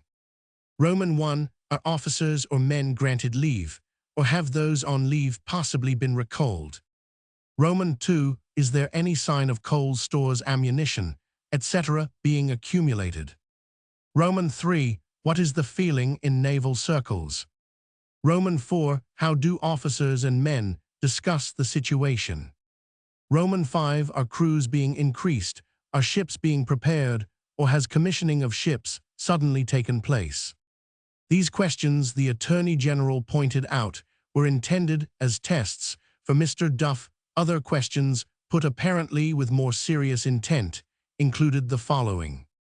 Roman 1. What is the opinion of officers of the British Navy as to the result of war between England and France on the one hand and Germany on the other, and the likelihood of the same over the Morocco question? Roman 2. What ships of the 3rd Division were put out of service on July 23 or about the end of July, or have reduced their crews, and the reasons for so doing? Roman 3. How many officers and men are still on board, and why was the program altered after it was stated that the 3rd Division should be full up? Before answering these questions, Mr. Duff communicated with the police, and it was stated in the initial proceedings against Scholl's that if British people usually acted in the way that Mr. Duff and Mr. Tarrant had done, and in the way that Detective Sergeant Martin, whom they consulted, had acted, England would have nothing to fear from any system of espionage.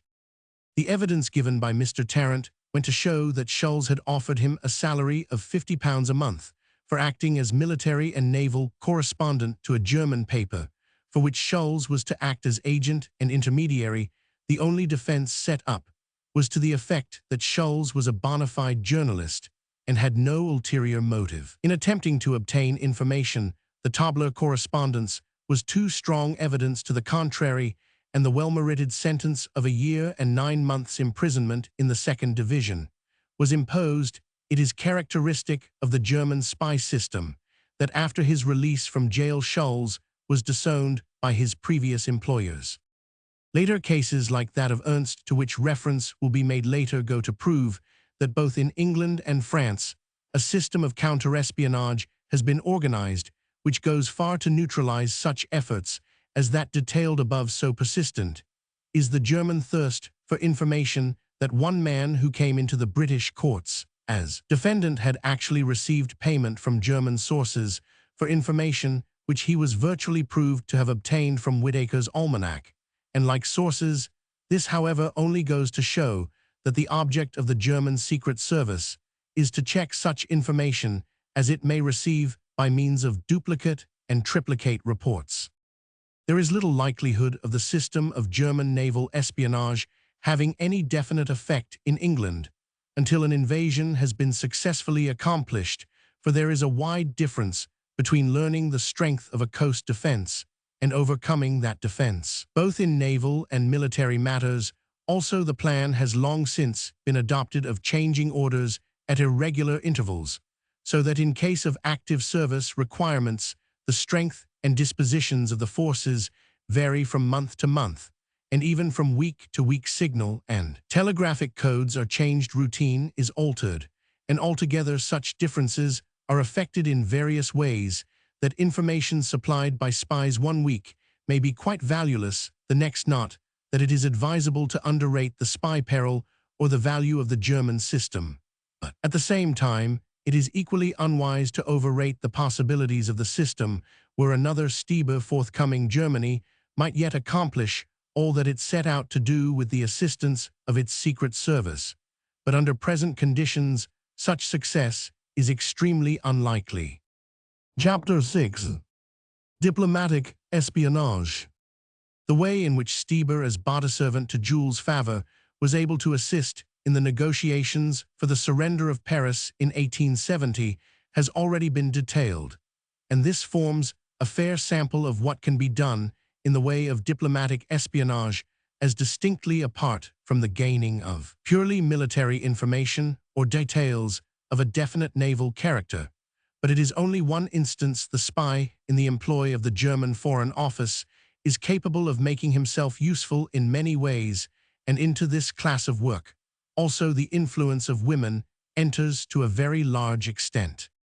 The woman spy of fiction, though not absolutely a myth, is very rare, indeed the siren of beauty and wit mysterious, as she is fascinating, makes a very pretty picture for a sensational melodrama, but it must be fairly obvious on reflection that she would defeat her own ends by the very mystery that is popularly supposed to surround her. Further, diplomats entrusted with confidential and delicate tasks are hard-headed men of the world, capable of seeing through the wiles of such dames of mystery as the fiction writer would have us believe in existing in the highest society, and able to subjugate a man by a glance. A story has recently been told to the effect that one of these charming adventuresses was able to spoil the work of no less a person than a Russian ambassador, the said ambassador being a man of mature years and such judgment as one would expect in the holder of the power that he represented. The spy alleged that the lady in question was able by her charms to throw the ambassador entirely off his guard, so that his mission was spoiled, and he incurred imperial displeasure and lost his post. It is a pretty story, and would pass well as an effort of imagination.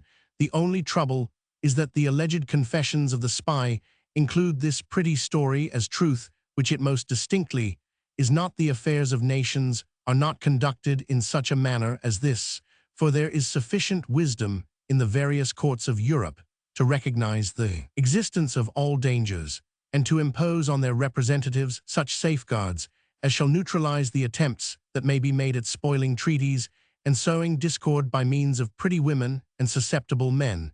The reason for the telling of such stories lies in their being extremely plausible, extremely attractive, and extremely saleable. Real diplomatic spying is a much more sordid and much meaner business than the fiction writer places before his or her readers. It consists in listening at doors, reading, and replacing letters and tricks of the kind, which would be perfectly obvious if the person spying were not so thoroughly trustworthy. Outside appearance, the diplomatic spy may be a servant, a military attaché, a courier in the ostensible service of a government, may be anything, but always he is a supremely trustworthy person, one who has no need to conceal the fact that he is highly intelligent and well fitted for his post, whatever that may be his reputation among the people with whom he is brought in contact may be, and usually is a matter of years. Standing for only the absolute assurance of his honesty enables him to carry on his work. It is the recognized duty of all ambassadors, military and naval attaches, and consuls to collect information in any possible way, and to pay for it, and it may be guessed that their staff of informers is a large one. Further, under the heading of diplomatic spies, must be included the internal espionage of Germany, by means of which all the various members of the royal family at Berlin are kept under surveillance, and reported on. Potsdam neglects nothing in this way, as the memoirs of Louise of Saxony prove beyond dispute. Some time ago, the head official of the system of internal espionage in Germany was exposed at the height of his success, and thus an idea of the actual working and extent of the system was rendered obtainable. The person in question, Colonel Baron von Tausch, established on his own account a bureau d'espionnage, and carried his investigations to such a point that the Minister of Foreign Affairs, after having made representations to the Kaiser, took action against von Tausch for libel and conspiracy.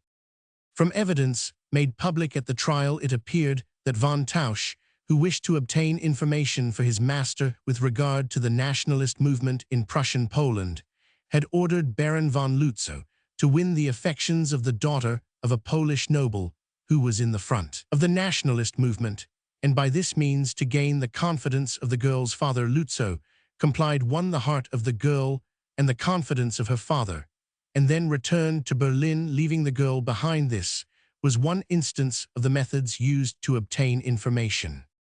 Correspondence produced in court introduced into the case the name of Count Philipp zu Eulenburg, sometime German ambassador at Vienna. Eulenburg, one of the boyfriends of the Kaiser, developed into a moral degenerate, and the whole of the Berlin court, at least all that part of it, which had the best interests of the Kaiser and the Empire at heart, deplored the retention of Eulenburg in the imperial favor. In 1907, Eulenburg's degeneracy was exposed by Maximilian Harden, editor of Die Zukunft, who was prosecuted for his audacity in attacking one of the emperor's friends, and forced the prosecution to withdraw by stating that he had enough correspondence in his possession to ruin the reputations of members of the imperial family and half the officers of the imperial guards.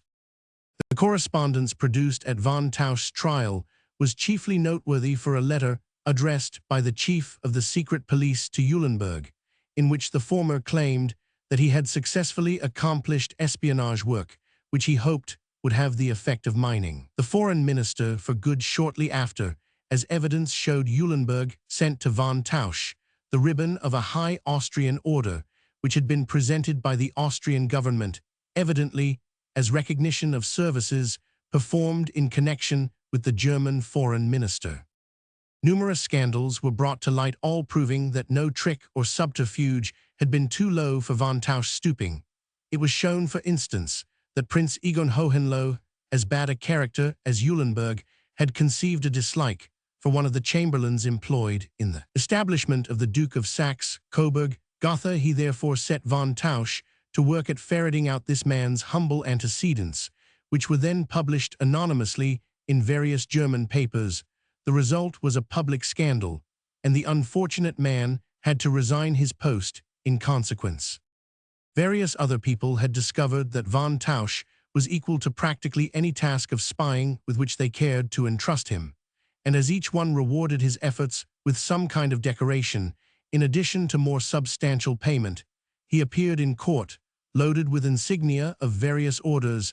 Naturally, his appearance as defendant in a libel case caused consternation in Berlin, for there was no telling where the revelations concerning his doings would end. Eventually, the matter was brought to the notice of the Kaiser himself, and when the intolerable pride of Wilhelm is taken into account, it is easy to understand that he took all possible steps to prevent further revelations concerning the internal espionage maintained on his court and relatives from coming to light. Von Tausch was in the first place under the orders of the Kaiser himself, and were more revelations to be made, there was no telling how much of the servant's doings would be attributed to orders from the master. Conviction was impossible, for von Tausch knew too much to permit of his being made the enemy of the imperial court by imprisonment, or in fact by any punishment. Still, after dismissal from the bar of the ordinary tribunal, he was tried as a Bavarian before a court of honor, and was adjudged to have been guilty of conduct so unbecoming to one in his position as to render him unfit for further service. As a man unfit to associate with gentlemen, he was expelled from the service in disgrace. But Wilhelm remembered his faithful servant. After the court of honor had finished with him, von Tausch was retired into private life, with the honors of a diplomatic servant on the retired list. That is to say, he was at liberty to enjoy his very adequate pension together with such fortune as he had contrived to amass during his term of service as chief of the secret police. Von Tausch is typical of the German service of internal espionage. There is nothing romantic about his work, nothing that is worthy of memory, or that shows him in other than a detestable light, and yet the German courts are constantly under such supervision as he maintained, and with the full concurrence and encouragement of Wilhelm, who believes in vigilance at the cost of honor, and of everything that normal men hold as compatible with honor. The private diary of Louise of Saxony has details of the pettiness and meanness of these agents of discord and destroyers of confidence among the highest personages of German courts. The king's spy says the diary constituted herself post office of Villa Foschwitzer duty appertaining to her rank, and I wager that she works the black cabinet to perfection cabinet, nor the Secret Service headquarters of the German post office. Of course, I am now careful in all that I write and advise my friends to be the spy planted in my household has been permitted to see much of the innocent correspondence passing between me and Leopold. She has reported that I have turned over a new leaf. Result: my debts have been paid. Further result: a gracious letter from the King's House Marshal praising me for the good influence I am exercising over Leopold. Truly, the world wants to be deceived. Another extract states, caught the Tisch stealing one of my letters. Happily, there was nothing incriminating in it, though addressed to Ferdinand. Just the letter the Crown Princess would write to a Privy Councillor, but the petty theft indicates that she suspects Prince George. I am told, receives a report from her every day. The note of the diary emphasizes the littleness of life that permits of the existence of such a system as this, a perpetual sowing of discord by means of the repetition of tittle-tattle, which can have no real bearing on affairs of moment. The lady designated Tisch, by the way, was but a clumsy exponent of her art for discovering that her royal mistress kept a diary. She reported the fact to Frederick Louis's husband, who taxed his wife with the existence of the diary and its indiscretions. Thereupon Louise turned upon the Tisch and informed her that since she was planted in the royal household for the purpose of playing the serpent, she must confine her work to reporting on comings and goings, on external conduct, so far as Louise herself was concerned. In every royal household of the empire similar spies are placed, and in every government office as well. Every government office is kept open in Berlin at all hours of the day and night, and when the emperor wishes to assure himself that all is working as he would have it, he rings up the particular office from which he requires assurances of efficiency, or by means of one of the many telephones that are at the disposal of the warlord at all hours, he turns out a garrison at the dead of night, in order to be certain that there is full watchfulness and efficiency there. The idea of being always on the alert, always prepared, is at the root of these tricks, and the Secret Service for internal espionage is maintained for the same purpose, that the people of the empire and their rulers may be always ready against the day. An instance of indirect diplomatic espionage is afforded by the publication of one of the plans for the invasion of England drawn up by Baron von Edelsheim. A few years ago, Edelsheim proposed to turn into England a force of about 200 to 300,000 men, commanded by officers who have a perfect knowledge of the country. He says the preparation for landing operations must be furthered in time of peace to such an extent that in time of war we may feel sure of having the advantage of surprising the enemy by our celerity in mobilizing and transporting our troops. The troops which are to be mobilized must be determined in time of peace, their transport by railway, their harbors of embarkation, and the preparations for embarkation must be prepared in order to ensure the greatest possible celerity. The aim of our operations must be kept entirely secret, and attempts should be made to deceive the enemy, at least with regard to the purpose for which the first operations are undertaken.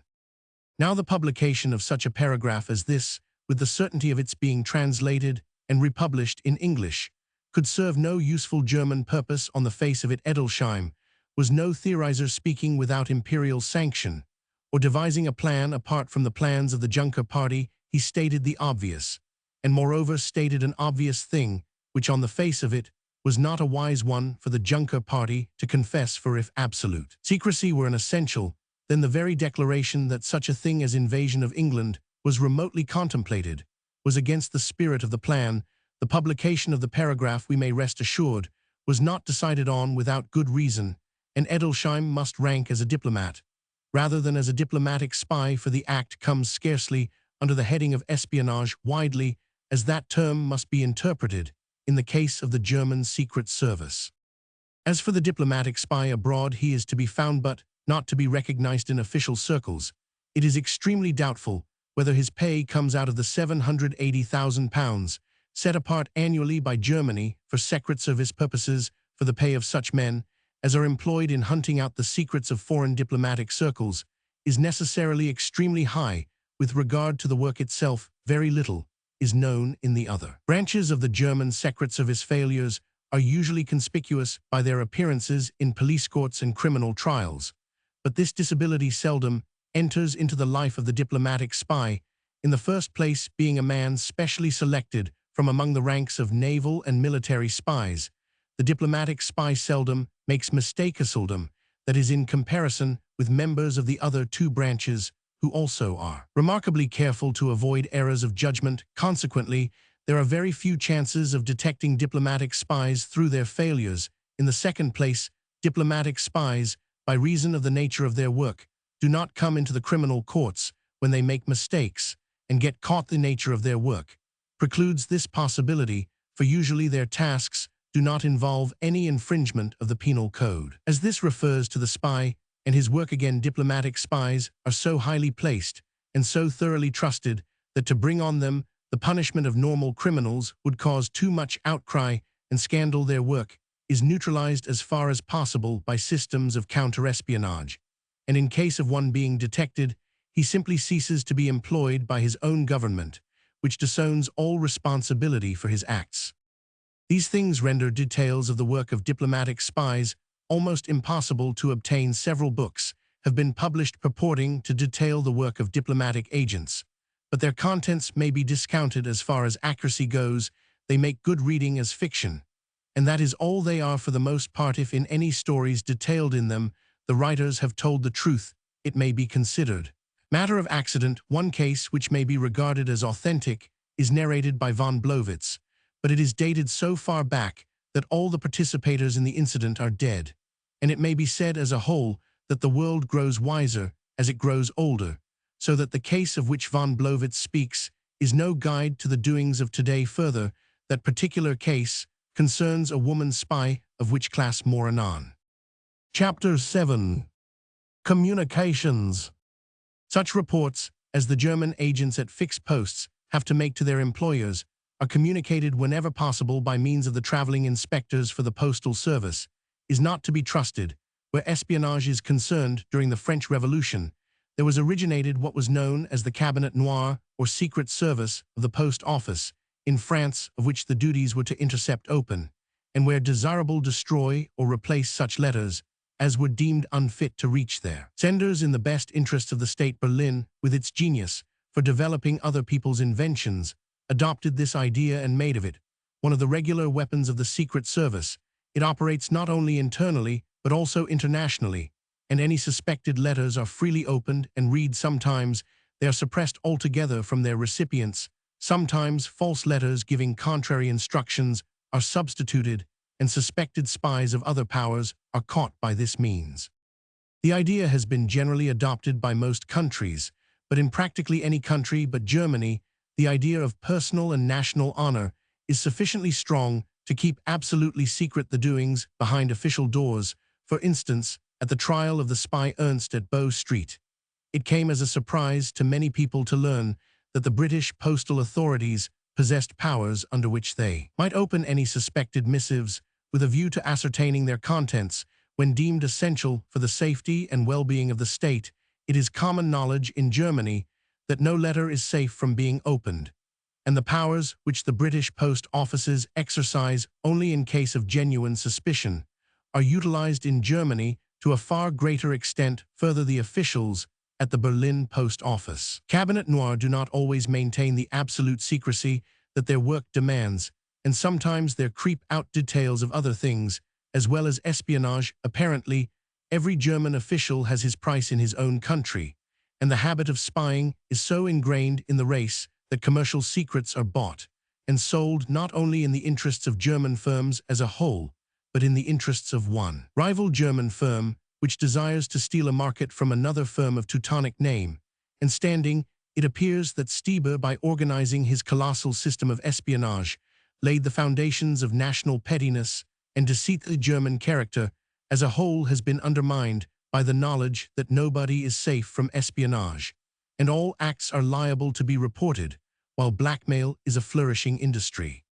In the event of active service, the German system of communication between spies and the army in the field is very largely on the lines laid down by Klembowski, whose Military Espionage in Peace and War is one of the recognized textbooks on espionage so clearly. And well does Klembowski indicate the methods to be followed, that certain passages of his work with regard to this matter of communications are worthy of reproduction as they stand in his original work, in order to assist in a conception of the means employed. It is not always possible, he says, for the spies to report personally to their chief about the results of their investigations. Therefore, it is of interest to consider the methods of communication by means of which they can forward the required information to the stipulated place. These methods of communication are to be grouped in 3 divisions, according to their nature: 1. Optical signals, 2. Agreed communications, by writing 3 dispatches in cipher. Optical signals in operations in heavily wooded districts, which obstruct reconnoitering by cavalry, or in the operations of detachments, which consist only of infantry, the assurance of guarding against danger, which is obtained by means of the dispatch of patrols in the direction of the enemy, embraces no especially broad stretch in the front of the troops. In such cases, the duty of reconnaissance can be allotted to spies who should collect the simplest and fullest possible information about the enemy, for example, presence or absence of the enemy in certain directions, and at certain distances the approximate strength of his troops, whether the enemy is on the march at rest or occupying a position. Such information is especially of importance to such detachments as possess cavalry, for the commander of the detachment can, if he has fresh knowledge of the presence and dispositions of the enemy, execute cavalry reconnaissances far better than he could without the knowledge to be obtained by spies. He can estimate the number and strength of the patrols which he intends to send out, and can give them the correct direction of marching to achieve their purpose, etc. For communicating such information, the simplest signals are desirable signals should be employed, which on the one hand will not arouse the suspicions of the enemy, and on the other hand will not require special instructions and explanations, and will not occupy too much time either in preparation or sending. If the country to the front of the troops offers a wide view, a spy sent on in advance can make fires whose number and arrangement has a previously agreed meaning among the enemies. Outposts, the making of fires will seldom be practicable, since it would at once arouse suspicion. In these cases, the spy can make use of houses which can be seen from a distance on all sides, since the appearance and disappearance of a light in the windows, or the opening and shutting of the shutters, can have a recognized sense and meaning for the troops from whom the spy is sent. Optical communication of news is seldom possible in wooded country, or at any rate only if the troops advance, and not if they retreat or remain stationary. In these cases, the spy sent in advance can inform the troops by various agreed signs, such as breaking or tying together small trees and branches, moving turf, writing agreed signs with chalk on bark of trees, fences, houses, and big stones or rock. Smugglers in some Russian districts use little stones which they put down by the way on single big stones, heaps of earth and leaves, as the number and position of the stones with regard to one another varies, so the smugglers mutually impart valuable information to each other. This method should be borne in mind for adoption by an army in the field. Agreed communications by writing. In many cases, secret communication by writing can be carried on in the guise of quite ordinary correspondence, in which the speeches of trade and family matters, etc., so that a stranger who was not initiated into the secret meanings of the special words would attribute no special meaning to them. Such letters would be addressed to persons who are prominent through their business in official positions, state officials and merchants, for instance. In July 1887, at the Imperial Court of Justice at Leipzig, the trial took place of the Alsatians Klein and Grebbe for espionage in the indictment of the public prosecutor.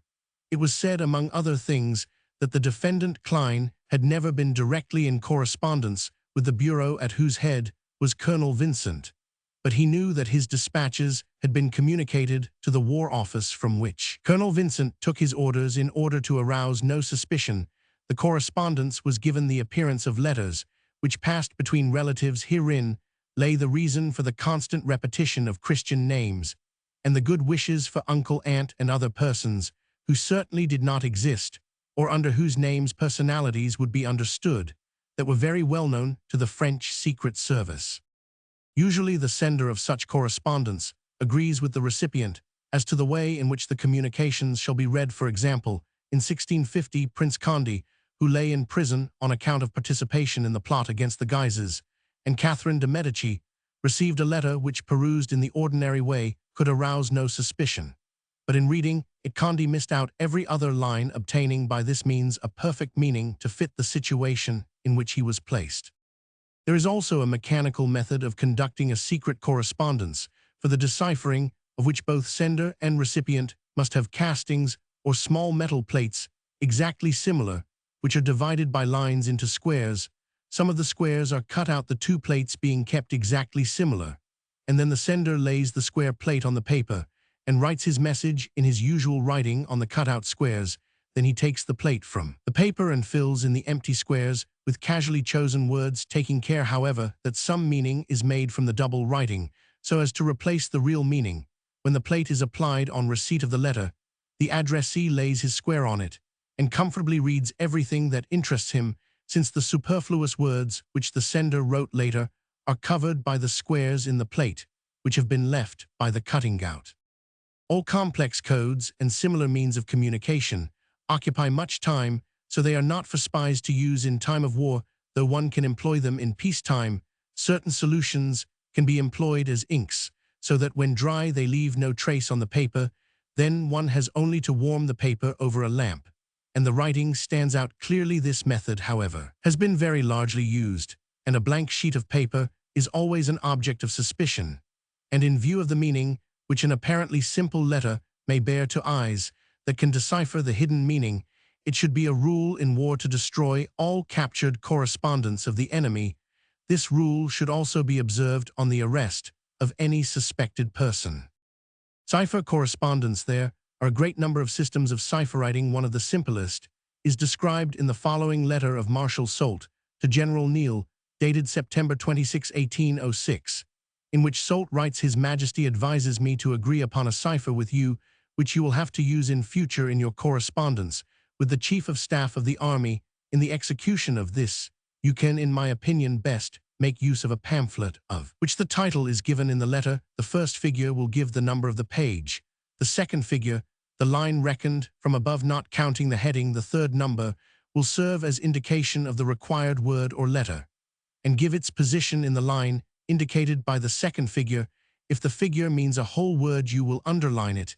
If it only means a letter, you will not do so. Commas must be put between the indicating figures." The disadvantages of this system consisted in the slowness of construction and deciphering of the message, since it would almost always be necessary to indicate not whole words, but each letter separately, for which 3 figures are necessary each time. To avoid the latter disadvantage, a dictionary can be employed for the execution of the cipher, whereby in most cases one could succeed in giving the whole word with 2 figures. A certain officer proposed to set up for this purpose a special military dictionary similar to the marine signal books existing in all countries. In this dictionary, one could enter in alphabetical order all figures, letters, constantly occurring syllables, and complete military expressions. The officer in question was of the opinion that 3,000 ciphers would be quite enough to form a complete code. Thus all figures, letters, words, etc. would be numbered in the book in succession from beginning to end. In the preparation of reports, one could then indicate by one cipher a figure, a letter, a syllable, and sometimes a whole word or even a whole phrase. The disadvantage of such a system consists in that its foundation is always the same, and that the printed dictionary could easily be secretly obtained from all neighboring states. In order to obviate this, a few alterations were subsequently proposed. One alteration was to the effect that one could take a given number to serve as a key in preparing reports. The key number would always be added to the number under which is designated the required word in the dictionary. It may be assumed that the word regiment is required to be coded, and this word is number 500 in the dictionary. The key number is 25, so in the report the word is indicated by 525. It is of course obvious that one could subtract instead of adding the key number. Another alternative consists in having two different key numbers in the report. The words are indicated by figures always changing first in the case of the one, and then of the other key number, in this way one and the same word indicated twice in the report may each time be indicated differently. For instance, the word division is number 765. In the word book, the key numbers are 5000 and 6125. The first time the word division is indicated by the number 4235, that is 5,765, and the second time by 5360, that is 6,125,765. The main disadvantage of all these various means of communication lies in that a book is essential from which the deciphering will have to be done. The book in question is easily lost or is not at hand at the required moment, and then the cipher is not only useless, but the work caused in obtaining the message is wasted.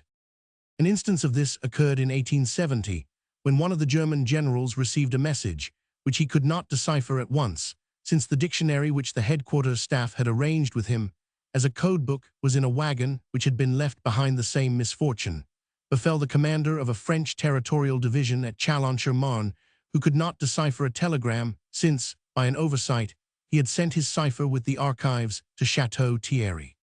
For the ciphering of messages by spies, the above systems are also disadvantageous, because most spies can carry no books with them on their missions. Thus writes Klembovsky, who made a study of espionage on active service, but was unable to arrive at any method of transmitting messages which should be free of marked disadvantages. As to his contentions regarding the use of ciphers, it has been stated, though on what authority is hard to ascertain, that the German Secret Service will decipher any message in any language in a given space of time, no matter what code may be used. In one of Edgar Allan Poe's stories, there is a means shown of deciphering practically any code, in which the characters are constant, that is, in which the same sign represents the same letter each time it is used, and it is quite probable that one used to the deciphering of code messages could work out any code, for a code must be built up on some system, and therefore some reversal of the system must exist, by means of which the message can be deciphered without the aid of a key. Berlin recognizes the uses of pseudoclergy in time of war, for quite a number of German village clergy are impecunious and of a distinctly low class, and thus the army is not averse to their imposture. Men of this kind are selected for service in the field, where it is anticipated they can make themselves useful under the pretext of ministering to the wounded by extracting information about the movements of troops, etc.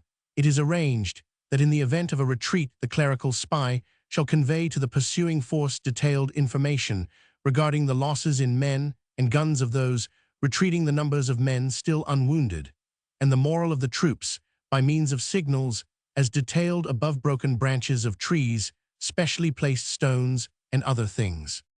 One favorite system of espionage on active service, from the German point of view, consists in the use of the Red Cross van under the rules governing international war. The Red Cross van may go anywhere, even into the enemy's lines, to pick up wounded, and the German forces, making war by all the violent means at their command, have not scrupled to make use of Red Cross vans, both for espionage work and as shelter for machine guns. Authentic cases are reported in which treacherous fire has been opened on the troops of the Allies. In this way, another method of obtaining information consists in sending two scouts out with a coil of wire.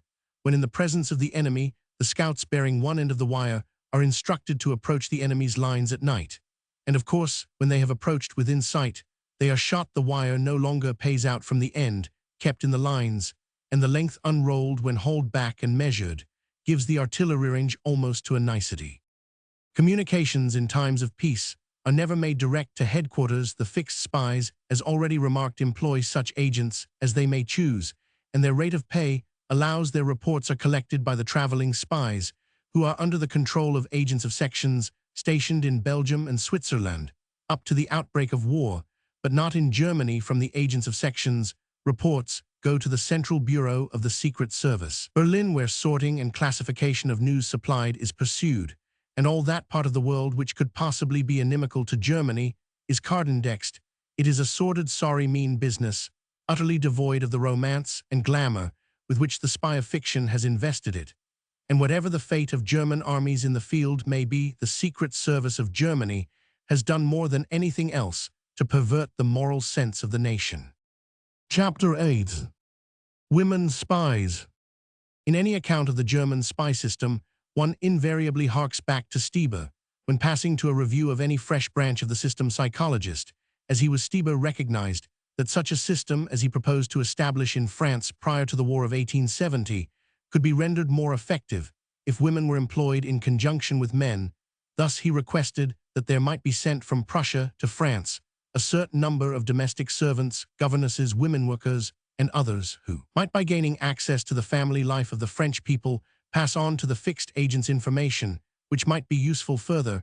He requisitioned the services of a smaller number of attractive-looking girls who were to be placed out as barmaids, and in similar positions where they could incite men to talk a little too freely for the benefit of the grosser general stab of Berlin. Stieber reckoned that women could learn what men would miss in many cases, and the event proved him right. He was careful, however, not to employ his women spies in positions of extreme trust, for he had learned by the time that he was ready to organize his system that the Prussian woman it is unwise to include more was not to be trusted with a secret. Out of the many failures to be credited to spies, most of all are laid to the accounts of women, mainly through the women in question having lost control of their heads through their hearts, and having become more or less infatuated with men whom they ought to have regarded as their prey, but whom they would no longer betray.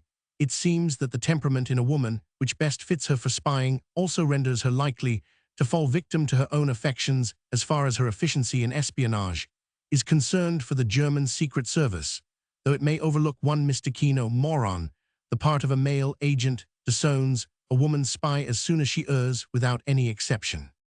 The case of Listen, who ruined Lieutenant Ulmo, is partly a case in point, not that this vampire lost her head in the things she did or acquired any undue affection for Ulmo, but she bungled her case after having rendered good service to the German Secret Service. The mistake was not overlooked. The German Secret Service no longer knew that such a woman as Listen existed. When once the trial of Ulmo had opened her error, put her out of the spy system forever, and no matter what became of her, she never received another pfennig from her former paymasters.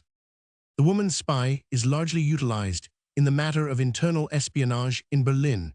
For instance, society women are able to form salons more or less worthy of that historic title, at which they can hold gatherings of men and women, and gather up the tittle-tattle from which scandals are constructed, and consequent pressure can be brought to bear on various persons as desired in another circle. Women keep houses at which men congregate, and here the charmer of fiction is dimly reflected, for personal attraction on the part of the female spy plays a large part in her power of acquiring useful information. Still lower in the scale are domestic servants who overlook correspondence, overhear conversations, and in many other ways act as bearers of news which would otherwise go unheard by the Berlin headquarters.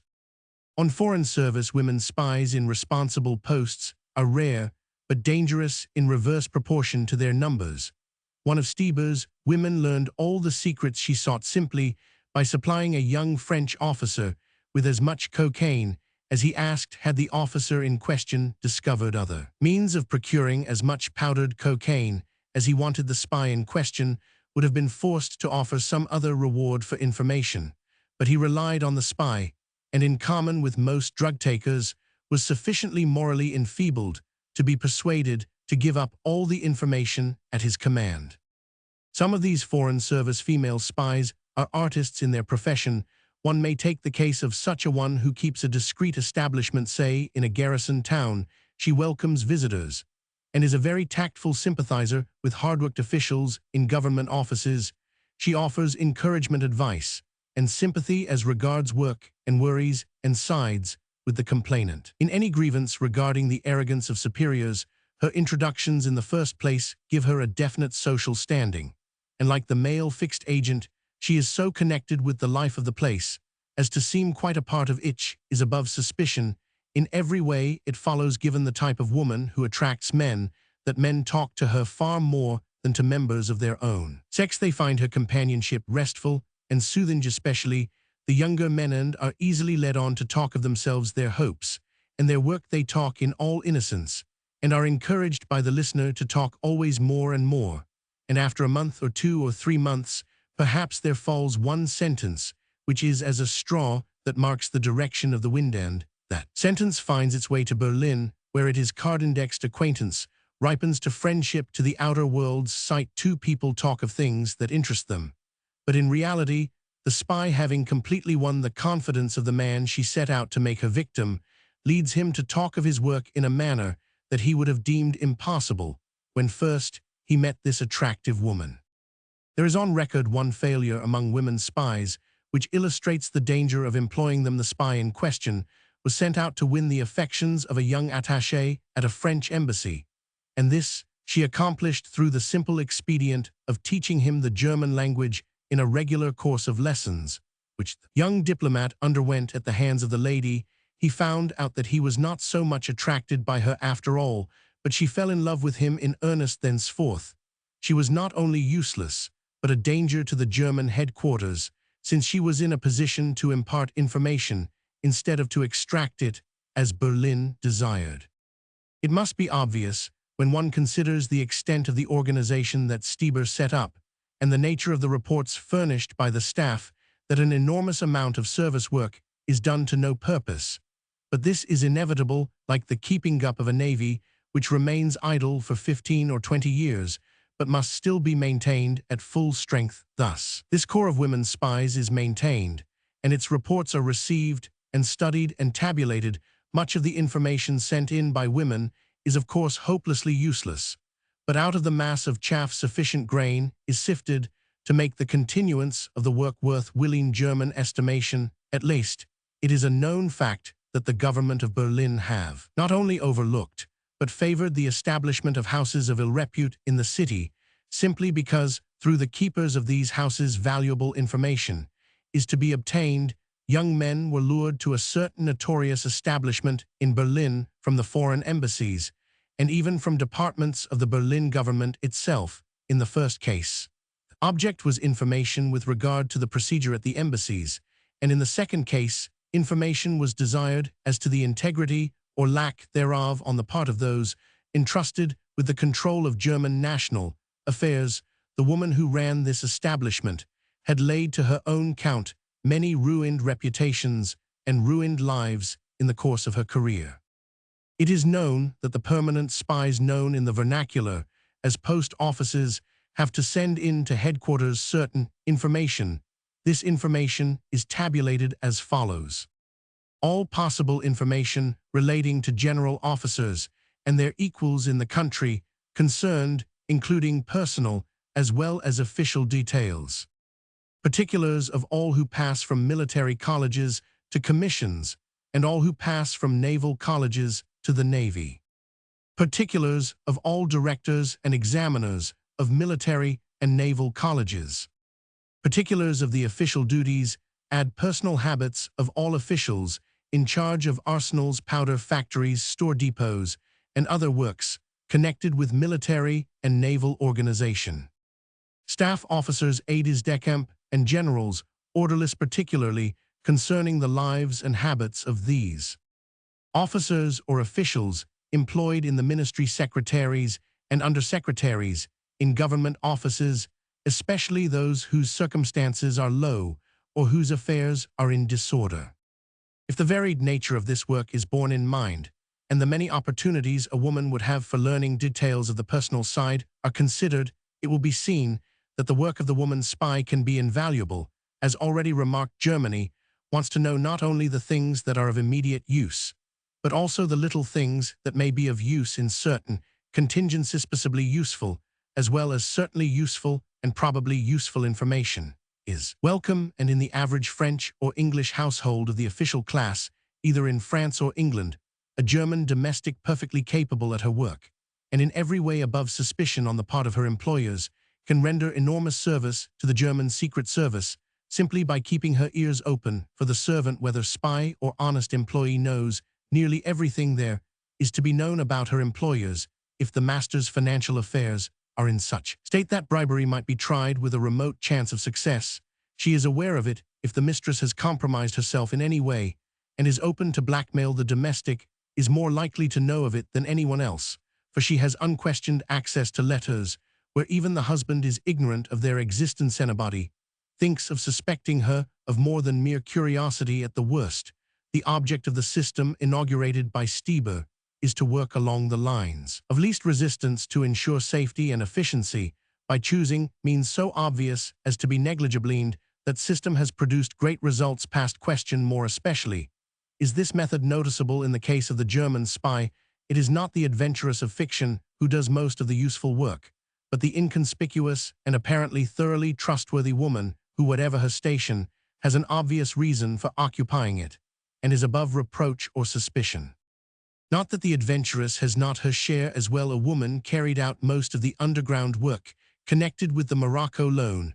A woman stopped the clandestine marriage of one of the imperial princes, and another woman arranged a marriage between a Bourbon king and a member of the House of Hohenzollern. Yet another, according to von Blowitz, brought off as skillful a coup in connection with the theft of documents as has ever been known. But these things are exceptions to the regular work of women spies, which is, for the most part, unromantic, petty, and meanness, is most espionage work, whether man or woman be concerned in its accomplishment. In active service, the woman plays a very small part, for the endurance of a man is required to undergo such rigors as usually fall to combatants and spies alike. Once the armies have taken the field here, however, women are of use in carrying messages and in similar minor capacities. Such of them as manage to keep their places in civilian establishments may be of great use in learning projected plans, though plans are usually kept too secret, since the organization and extent of the German system of espionage is fairly well known in official circles of other countries. During the siege of Liege, men masqueraded as women in order to obtain information for the German commander. In one particular case, 4 ladies were observed in the town, and certain small points of makeup and attire caused the police to entertain suspicions. The ladies were seized and examined, and very few inquiries were sufficient to settle the question of their sex. While further inquiries certified them as German spies, they paid the penalty of their daring before execution. Spies captured in the present war have stated that they have been forced to take on their tasks.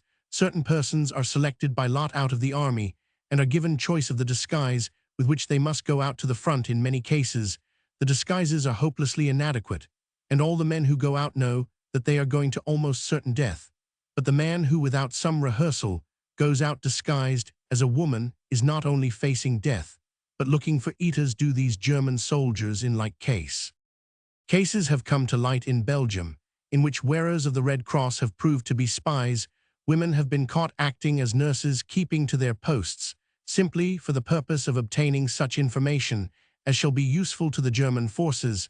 Such cases are rare, for the Red Cross nurse is usually well authenticated and deservedly above suspicion, but the rarity of the cases and the very small likelihood of detection renders them correspondingly dangerous. From their positions and duties, they are in the very heart of things, and are able to get more information than those in other positions, though the transmission of news after it has been obtained is by no means an easy business. Eastern and northern France, before the war, were full of women spies planted under the fixed post system. They were mainly auxiliaries, for it was seldom that the charge of a fixed post was entrusted to a woman, for the simple reason that it is not easy for a woman to set up in any kind of business and maintain it, at least not so easy as it is for a man. The majority of these women spies in French departments were domestic servants, teachers, or less reputably engaged as waitresses. In establishments for the sale of alcoholic liquors for the last-mentioned class, the chief requirements in every case were that they should be decidedly attractive, unscrupulous, and able to make men talk. For remuneration, they depended mainly on their legitimate employers. The fixed agent, at his own discretion, paid out sums to them which made it worth their while to gather information, but they were expected to 5 on the country which they had come to betray to the staff at Berlin.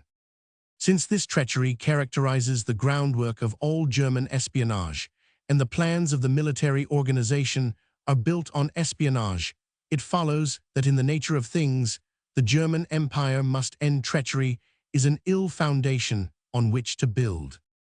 Chapter 9. General espionage work. The nature of the work undertaken by spies of the higher orders places them at times in possession of a good deal of information, which, should the spies choose to use it improperly, becomes a danger to the German government. This is not good for the spies concerned. In some cases, they are trusted too far for even such an organization, as the German Secret Service can make mistakes at times, and then they vanish. One case was that of an ex-service officer on the Russian frontier who, unfortunately for him, fell in love with a Russian lady and found that his duty was not so strong as his love. It was ascertained that not only was he lax in his espionage, but that he was actually making his work of benefit to the Russian service, rather than to his own people. A noted duelist was sent to the spot with orders to challenge the recreant spy, and, as a result, the spy was killed. The instance is not an isolated one, and in some cases, the headquarters at Berlin, realizing that a man or woman knows enough to be dangerous, deliberately betrays the person concerned to the authorities of some other power, with a view to removing dangerous evidence by means of imprisonment, until such time as the evidence shall be no longer dangerous. Such a case, undoubtedly, was that of the man Graves, whose arrest was largely due to a wrongly addressed letter sent to him from his headquarters. At the instigation of his headquarters, the system pursued at the German headquarters is such that mistakes are not made by accident, but if they occur, there is a definite purpose behind them. Graves knew too much and suffered for it. He was a clever man and a good spy, but there were others equally good. And since he had come to know more than the heads of the German Secret Service thought fit, he was removed by being imprisoned in an English prison to a point where his knowledge was no longer available for his own use. It may be urged that in view of the nature of the work involved in espionage duty, it would be hard to find people to undertake that duty, at least to the extent alleged in the case of the German Empire and its secret service. Such a contention as this, however, proves ignorance of the German, and especially of the Prussian, character and way of viewing moral problems. In this connection, it is worthy of note that Herr Richter, the leader of the opposition in the Reichstag, once raised a protest with regard to the more than doubtful morality of the individuals employed in the police service of the country, that is, the persons employed in secret police work. In reply, the Minister for the Interior von Puttkamer stated that it is the right and duty of the state to employ special and extraordinary methods, and even if that honest and estimable functionary, Police Councillor Rumpf, has employed the methods of which he is accused in order to secure for the state the benefits of useful intelligence, I here publicly express to him my satisfaction and thanks. The methods to which Herr Richter took exception included the suborning of high officials in magisterial, political, and industrial circles, more especially by the temptations afforded by the keeping of such disorderly houses as the Woman Cross made infamously notorious, the engaging as secret agents court officials, Reichstag deputies, and their wives, and all who could in any way help on the business of information, without regard to the moral or social degeneracy that might be brought about by these honest and estimable methods. Since the responsible ministers of the country countenance rank immorality and vice in the search for information, it follows inevitably that the life of the nation as a whole is lowered in tone by the existence of the spy system. Things that to people of normal viewpoint appear detestable become things that all may do without shame. Here in England, a spy is given his real value, is looked on as no true man. In Germany, on the other hand, the business of a spy is as honorable as any other. The outlook of the nation has become perverted by the system that Stieber set in working. Stieber himself was Germany's greatest enemy, but the country has not yet realized this. And with this perverted morality, this condoning of evil for the sake of the good that may accrue, there is no lack of material from which to fashion spies. The German Empire has become not only commercialized, but debased. The German view of solemn treaties and the German justification of broken oaths on the ground of expediency are typical of the German viewpoint. In all things, nothing is dishonorable except to be found out, is a fairly accurate way of expressing the German viewpoint as regards rules for the conduct of life. With this much understood, it is easy to understand that in dealing with a German any Germanon is dealing with a potential spy for the whole nation, is subject to espionage and attuned to it, regarding it as a part of daily life, from moneylender and social hanger down to workmen and loafer. Spies may be made out of all grades of the social scale, and are made through the medium of a workman's spy. The plans of the Lebel rifle were in German hands before ever one of the rifles in question was handed out for the use of French troops. At the other end of the scale is von Puttkamer, Minister of the Interior, sanctioning anything and all things irrespective of the harm they may do to the moral nature of the German race, so long as information is obtained. The taint is in the race, so permeating all classes that neither man nor woman can be regarded as free of it. The actual word spy is capable of various interpretations, and the real and acknowledged spies of the German system, numerous though they are, do not form nearly as large a total as the people who help the espionage system to maintain its efficiency. The spy par excellence is one who has in him or in her a decidedly criminal instinct. Men and women of this class make the best spies from the point of view of their employers, and by reason of this, the German system, since Stieber passed out from it, has been more effective in the elucidation of details than of large essential. Something is missing from the moral pervert who makes the best spy, or it may be that there is no longer at the head of the secret service organization such a genius as Stieber, who could make his small creatures accomplish large designs. Stieber Zernikiani may choose out half a dozen or so of names, just as in criminal records one may choose out the names of Peace and Crippen, or even of the Borgias, as capable of great things in crime. But the spies of later days in the German Secret Service have not been put to great uses, or the temper of the British people would not have been misunderstood to the extent that led to Ireland being looked on as a revolting province, or the colonies of Britain as only waiting for a chance to escape from British rule. The general work of the spy seems to have degenerated along with the nation that founded the system down to petty ends and inconsequent results. We have seen in this present war that the occupation of Brussels was carried through without a hitch, owing to the machine-like perfection of the German spy system. There was cause for congratulation from a German point of view, but we have seen none of the great coups that made the campaign of 1870 as great a triumph for Stieber as for Bismarck and his royal master. The anti-espionage system of British Secret Service is worthy of note in connection with the decline of the German system of espionage. In this connection, the Scotsman report of the trial of Graves bears quotation, more especially the deposition of Inspector Trench, who described the effects found on Graves at the time of his arrest. The prisoner, on being arrested at his hotel, had in his possession a doctor's book apparently empty. This was found on inspection to contain 2 leaves stuck together. In the middle were sentences and figures, a code which had been subsequently deciphered by a process of subtraction from the AB Roman 100 code. He also had cartridge cases of the latest army pattern. The code notes contained phrases like clearing practice, have lowered defending nets, land fortifications are manned, etc. Further, Graves had lived in Edinburgh as a medical student, taking his last degree in science, but had not been near any hospital, and had used the paper and envelopes of a well-known English firm for his correspondence in order to avoid inspection of his letters by the post office. The statement in court of facts like these points not so much to the cunning of the man Graves, but to the way in which from the time of his taking up residence in Edinburgh as a medical student, he must have been shadowed and kept under observation.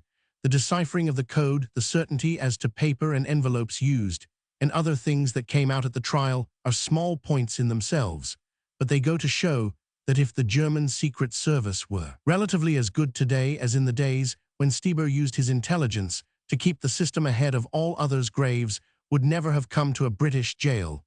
For in the first place, the German Secret Service would not have employed a man who already knew too much, and in the second place, as soon as any methods were known to the British police, they would have been changed for others, even to the code, which could be interpreted without the aid of a key. With regard to the quality of treachery latent in all spies, the German Secret Service does its best to overcome this difficulty by the retention of a certain portion of the pay with which the spies are credited. When once a man or woman has fairly entered on the work of espionage, a proportion of the pay is held back by the paymaster, so that there is always a considerable sum owing. This is supposed to act as an incentive to loyalty, and in most cases it undoubtedly has that effect, for no man likes to commit an act which will involve the forfeiture of a sum of money really due to him. Bearing in mind the cupidity of the average spy, it will be seen that no stronger deterrent of treachery could be devised. In the case of the military spy, the French service affords more opportunities for the German agent than does the British in the British service. The officers of commissioned rank have many faults, but they are in nearly every case gentlemen, in the best sense of that much-abused word. In the citizen army of France, on the other hand, an officer may be anything, and in this is intended no disparagement on the brave army of our present allies. The Republican system admits all to its ranks. Perhaps it would be better to say that it compels all to enter its ranks, and the Republican ideal places a commission in the reach of all without regard to birth or social standing. In many ways, this is to the good, for it fosters the Republican spirit in the army, and at the same time makes an efficient fighting machine. But it admits to the commissioned ranks, perhaps once in 500 times, a man who is sufficiently unworthy of his country and its uniform to be guilty of acts which point to his openness to corruption. The case of Ulmo, though it concerns a naval officer, was one in point.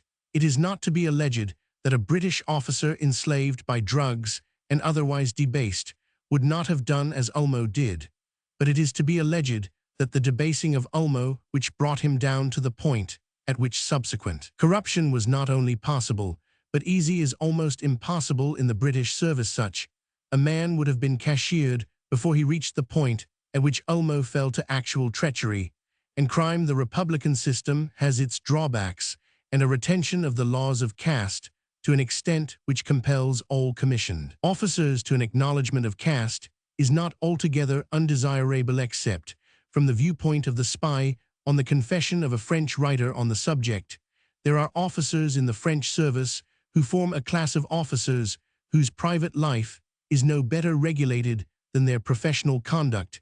In such the spy finds comparatively easy prey, but their counterparts do not exist in the British services, for the caste laws of army and navy alike forbid irregulated lives, and officers of both services must be above suspicion. When off parade, the universal service of France renders such a state of affairs almost impossible. In the Republican army, where every man is a soldier, the staff of officers is so much greater that the presence of a few black sheep is practically unavoidable, and it must be said in common fairness that the French officer is more sternly supervised than his British confederate. Lapses on the part of commissioned officers are more common than in the British services. Yet one other point must be borne in mind in connection with the general work of the spy. Happenings in 1870, combined with Stieber's memoirs, make clear that the hanging of peasants in the later stages of the war excited even the criticism of stone-hearted Bismarck, who saw in these occurrences a policy which might someday bring retribution. But to this Stieber answered, "In war one must take the measures of war. It is the duty of our soldiers to kill the soldiers of the enemy who from motives of duty oppose our march. We spies claim the right to hang those who spy on us." The declaration is illuminating. Here were the members of the German Secret Service facilitating a conquest by dastardly measures, by abuse of the hospitality of the country, which the Prussian troops subsequently invaded. Yet, if the inhabitants of that country dared to attempt to give information to their own countrymen, they were to be hanged. Espionage is responsible for many evils. Stieber shows here that it is responsible for the blunting of the moral sense of his fellow countrymen, and that the espionage system of 1870 laid the foundations of the Prussian disregard of human life and the utter brutality and savagery displayed by Prussians in this present war of 1914. A peasant was caught in the act of watching a Prussian convoy. Stieber writes in his memoirs, and was falsely accused of having fired upon it, he was hung up by ropes under his arms in front of his own house, and was slowly done to death with 34 bullets fired in succession. In order to make an example, I decided that the body should remain hanging for 2 days under the guard of 2 sentries. A thing like this is worth memory today in view of what has happened at Louvain and Aerschot, and other scenes of Belgian outrage. The germ of Prussian barbarism must have been in the race, but Stieber and his kind have fostered it, and caused its growth to the extent that has made of Germany a name of shame among the nations of the earth. Chapter 10.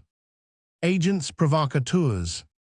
This subject of political work, apart from espionage proper on the part of German agents, is a delicate one, for proof is not only hard to come by, but direct proof is practically non-existent owing to the nature of the work. The most that can be done is to take cases of political work which on the face of them are such that no honest citizen would attempt. By a process of mental elimination, one may arrive at the source of such work, though the result of the process is little more than conjecture. Still, half a dozen or so of results, all pointing the same conclusion, are of value, and in spite of the absence of definite proof, police court and criminal court trials, and the like, there can be no reasonable doubt that the work of the agent provocateur goes on, and that the central office at Berlin pays in order to keep it going. Harking back once more to Stieber, it will be remembered that at the outset of his career, he took service in a mercantile firm, and identified himself with German socialism of the revolutionary kind. He learned at first hand the power which socialism has among the working classes. He learned that with very little reality behind the promises, it is easy to make a workman do nearly anything if only the promises as regards the future of the working class are large enough. He came to his own as a master in espionage and treachery, betraying the men to whom he posed as a leader at almost the first beginnings of the German socialistic movement. And he watched that movement grow. As the years went on, he saw that working men had a passion for organizing in defense of their rights, and that they could be led by nearly any appeal which proclaimed their rights, no matter how extravagant the proclamation might be.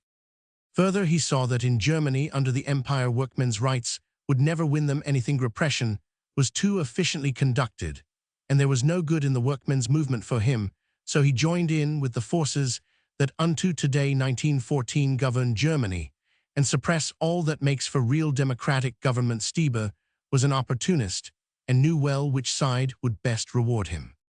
Later on in his career, he gained opportunities of studying the social conditions involved in the political constitutions of other countries after 1870.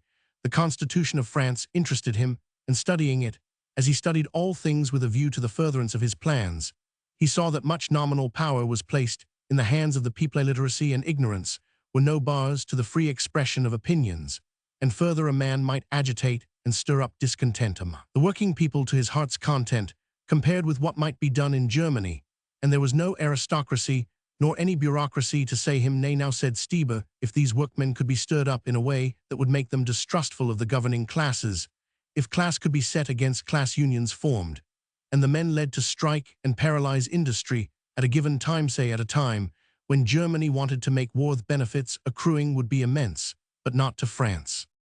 We have no definite proof that modern syndicalism and its evils arose out of Stieber's efforts.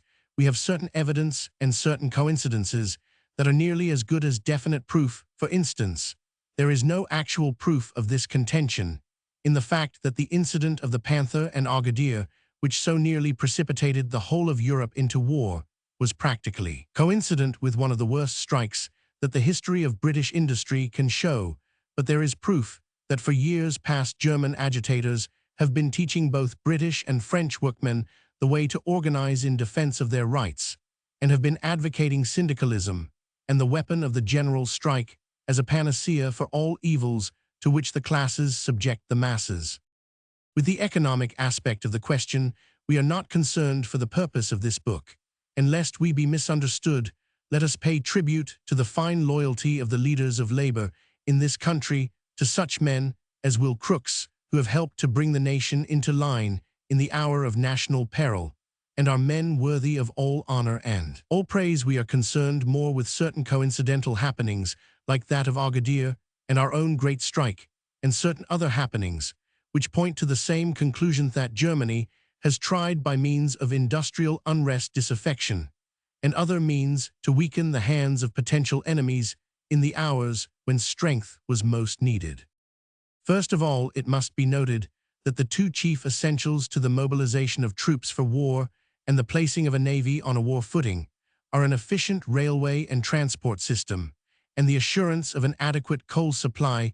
We may call it a coincidence, and no more, that the two industries which have made most progress towards syndicalism and the use of the general strike both in England and France are those of transport and coal mining. The first piece of evidence may be regarded as coincidence pure and simple, and it is only when the coincidences mount up that they may be accepted as evidence of weight. In order to render effective the railways of the country, which as far as France is concerned, are on strategic plans toward the western frontier, Germany has increased its establishment of railway engineers to 54 military companies, that is to say, no matter what sympathetic action might have been taken by German railwaymen in case of an international strike, the German railways could still have run with full staffs, and every man was trained to his place on the lines that would be concerned in the mobilization and placing of troops on the western frontier of the country. To act against France, no syndicalist movement could shake. German power defensive action was too strong for that. Further, the railways of the state system, organized with a view to mobilization of troops, rather than peace requirements, are controlled not by capitalists nor by political figures, but each by a colonel of the German army at the head of his military division of railway engineers, and the officers, non-commissioned officers, and men of these railway engineers are qualified railwaymen. Their military duties consist in the efficient performance of railway work, for it is no use forging a weapon that will in time of need prove as dangerous to the holder as to the one it is aimed against. As a final guard against trouble of this kind, Stieber laid down as a definite rule in 1884 that no native of Alsace-Lorraine, even though performing his military service in Germany, should be either recruited or admitted in any capacity whatever for employment on the said railways. As to general offensive action, the first sign thereof lies in the vote, in February of 1893, of a credit of $80,000 to defray the expense of foreign publications useful to the policy of the empire, combined with the appearance in France of the famous Mesnard pamphlet. 5 months later, the pamphlet in question was a deliberate incitement to the men employed on French railways to take matters into their own hands and carry republicanism on to sheer anarchy. If you want your employees to be attentive and polite to the public, says the author, try to give those employees a somewhat better idea of whom it is they toil and sweat to benefit. At present, all that we know is that our work is not done precisely for the love of the thing, nor does it result in any improvement for ourselves. This being so, our sole object is to keep our situations and get through with our tasks. As far as the public are concerned, we take no notice of them, while they for their part behave in the most abusive manner toward us. The employees should elect their chiefs themselves, in accordance with the principle of universal suffrage. It would be merely logical if the employees had the right to choose who should give them orders, and to turn out those who proved unjust or incapable. The last resource of railway workers in search of justice is a strike. A strike is a legitimate weapon, and the fact cannot be contested. If it is suppressed, its suppression constitutes an abuse of the rights of the stronger party, with the organization which the syndicate cannot fail to have. In short time we shall have arrived at a position at which we can contemplate the possibility of a general strike of all the railways and of similar institutions, if necessary. It is highly important that everybody should think over this problem. No partial strikes, but patience, and then a general strike. Then, fearing lest mobilization of the army of France should defeat the ends to which this pamphlet was designed, its authors went on to say that railwaymen would not be forced to mobilize to prevent a strike. We know our duty as patriots, and we know when we must be soldiers, but if you gentlemen, you officers, do not know it, then leave us alone to manage our own affairs, or we shall call in the Prussians. These extracts from the pamphlet itself show its general tenor, but though one may search through all its pages, there will be found no definite and legitimate ground for the proclamation of the general strike, which Mesnard advocates so stirringly. The whole publication, which must certainly rank among the foreign publications useful to the policy of the German Empire, is an attempt to stir up class hatred, to get the men to mobilize against military service at a given word of command, and to paralyze the railway services of France when German aggression should consider such a step necessary, for the evidence has become too strong for us to take this as mere coincidence, nor did the French government regard it as such. Even the railwaymen's unions of France repudiated the document, and one of the heads of a trade union in France stated openly as his opinion that it was the work of Germany and an attempt at the establishment of German influence. The pamphlet itself, which was widely circulated among railwaymen until government action stopped its distribution, came from Geneva, one of the headquarters stations of the German Secret Service, and the residence of one of the most highly placed officials in the espionage system. The direct effect of the Mesnard pamphlet was small, but evidently the policy that it outlined was found worth following. The first great demand of the syndicalists on behalf of the railwaymen of France was made at the time that the Dreyfus trial was causing definite friction between France and Germany in official circles. On this occasion, a general strike was actually declared, but it was a fiasco. Yet again, railway troubles in France grew ever greater as relations grew strained between the two countries. Toward the dawn of the second decade of this century, the Agadir incident was coincident not only with labor troubles in England, for if the railways of France could have been paralyzed at the time of a declaration of war by Germany, the result would have been equivalent to a decisive German victory over French troops in the field.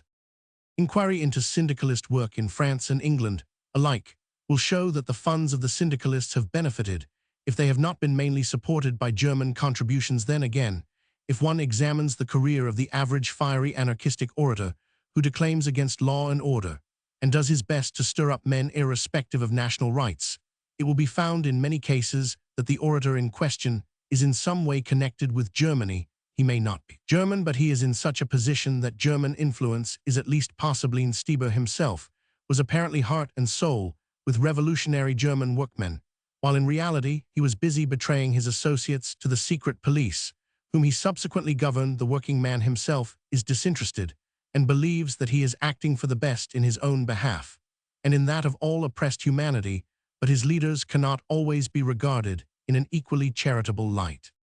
German efforts do not stop here. Almost simultaneously with the outbreak of hostilities, a placard was distributed broadcast in Ireland with a view to ensuring the desired action on the part of the revolting province. The placard in question has been attributed to the few Fenians still remaining in Ireland, but such an aspersion on the character of these men is the rankest injustice, for even the most rabid of the anti-English in Ireland have realized that a world war transcends domestic affairs, and Irishmen of all shades of opinion have shown themselves ready to fight the battles of freedom against Prussian militarism. The placard in question is decidedly a foreign publication useful to the policy of the German Empire, and it reads as follows: Irishmen fools! Have you forgotten that England is your only enemy? Have you forgotten, Kathleen Houlihan, that you are willing to shed your blood to win England's battles? Have you lost your wits, that you believe all the ridiculous lies published against the Germans in the Jingo papers? Have you forgotten how the English treated the Boers? Have you forgotten 98? Have you forgotten the Manchester martyrs? Have you forgotten the KOSB murders? Have you forgotten that the future lies in your hands? Have you forgotten that England's difficulty is Ireland's opportunity? God save Ireland! Thus the agent provocateur at his very worst, Germany, has confessedly set out to make war by all the violent means at her command, but not by violent means alone. Such work as this placard makes evident, though shows plainly how Germany has mistaken the temper of a people, for the Munsters and the Irish Guards have given their answer to the questions, put the flagrant error and waste of effort is like that of von Holbein, who, when German ambassador to America, strove to stir up strife between America and England, until his efforts became common talk in Washington and Berlin, was forced to recall the blunderer.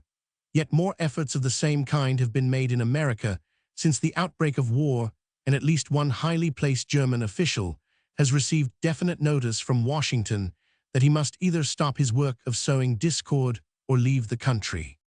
These are but instances. The whole history of syndicalism, the whole history of setting class against class in the case of industrial unrest, and of Irish disturbances in recent years, point to some influence working independently of the rights and betterment of the classes concerned in the agitations. In the case of Ireland, we may assume that the majority of Irish patriots have the best interests of their countrymen at heart, but the placard of which the contents are quoted above never emanated from any Irish patriot. It was a definite and ineffectual attempt to stir up the worst passions of which humanity is capable in the hour of England's greatest need, at a time when all Irish patriots were voicing unity and support to their government, whether they were Home Rulers or Orangemen's. Action of Ireland has proved that in the case of working men's unions, the action of the men themselves has always been to a definite end, both in England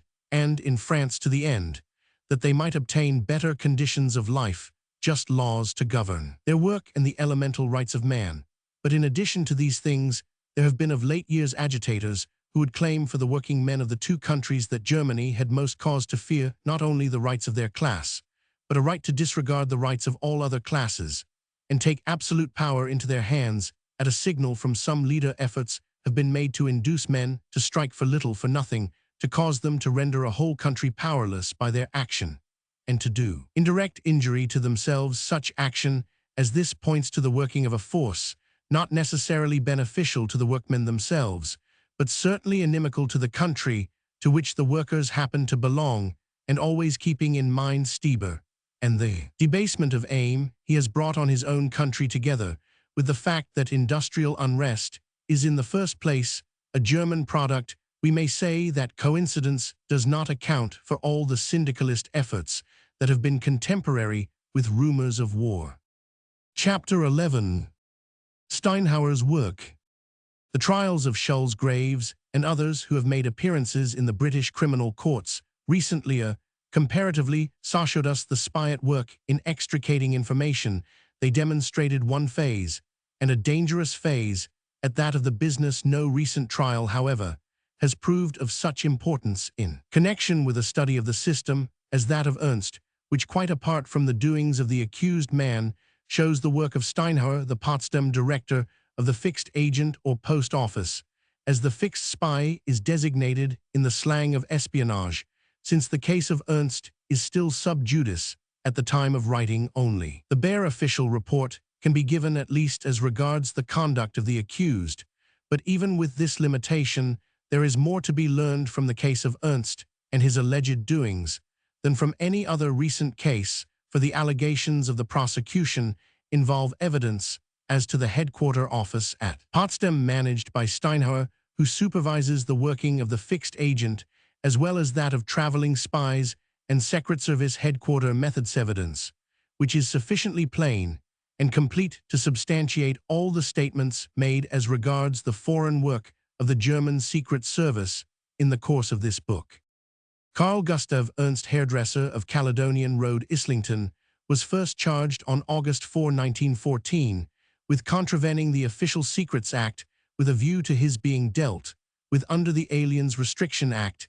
He denied knowledge of the charge against him, which he described as ridiculous, and after remand was ordered deportation, conveyed to Brixton Prison to await a suitable opportunity for his being sent to Germany.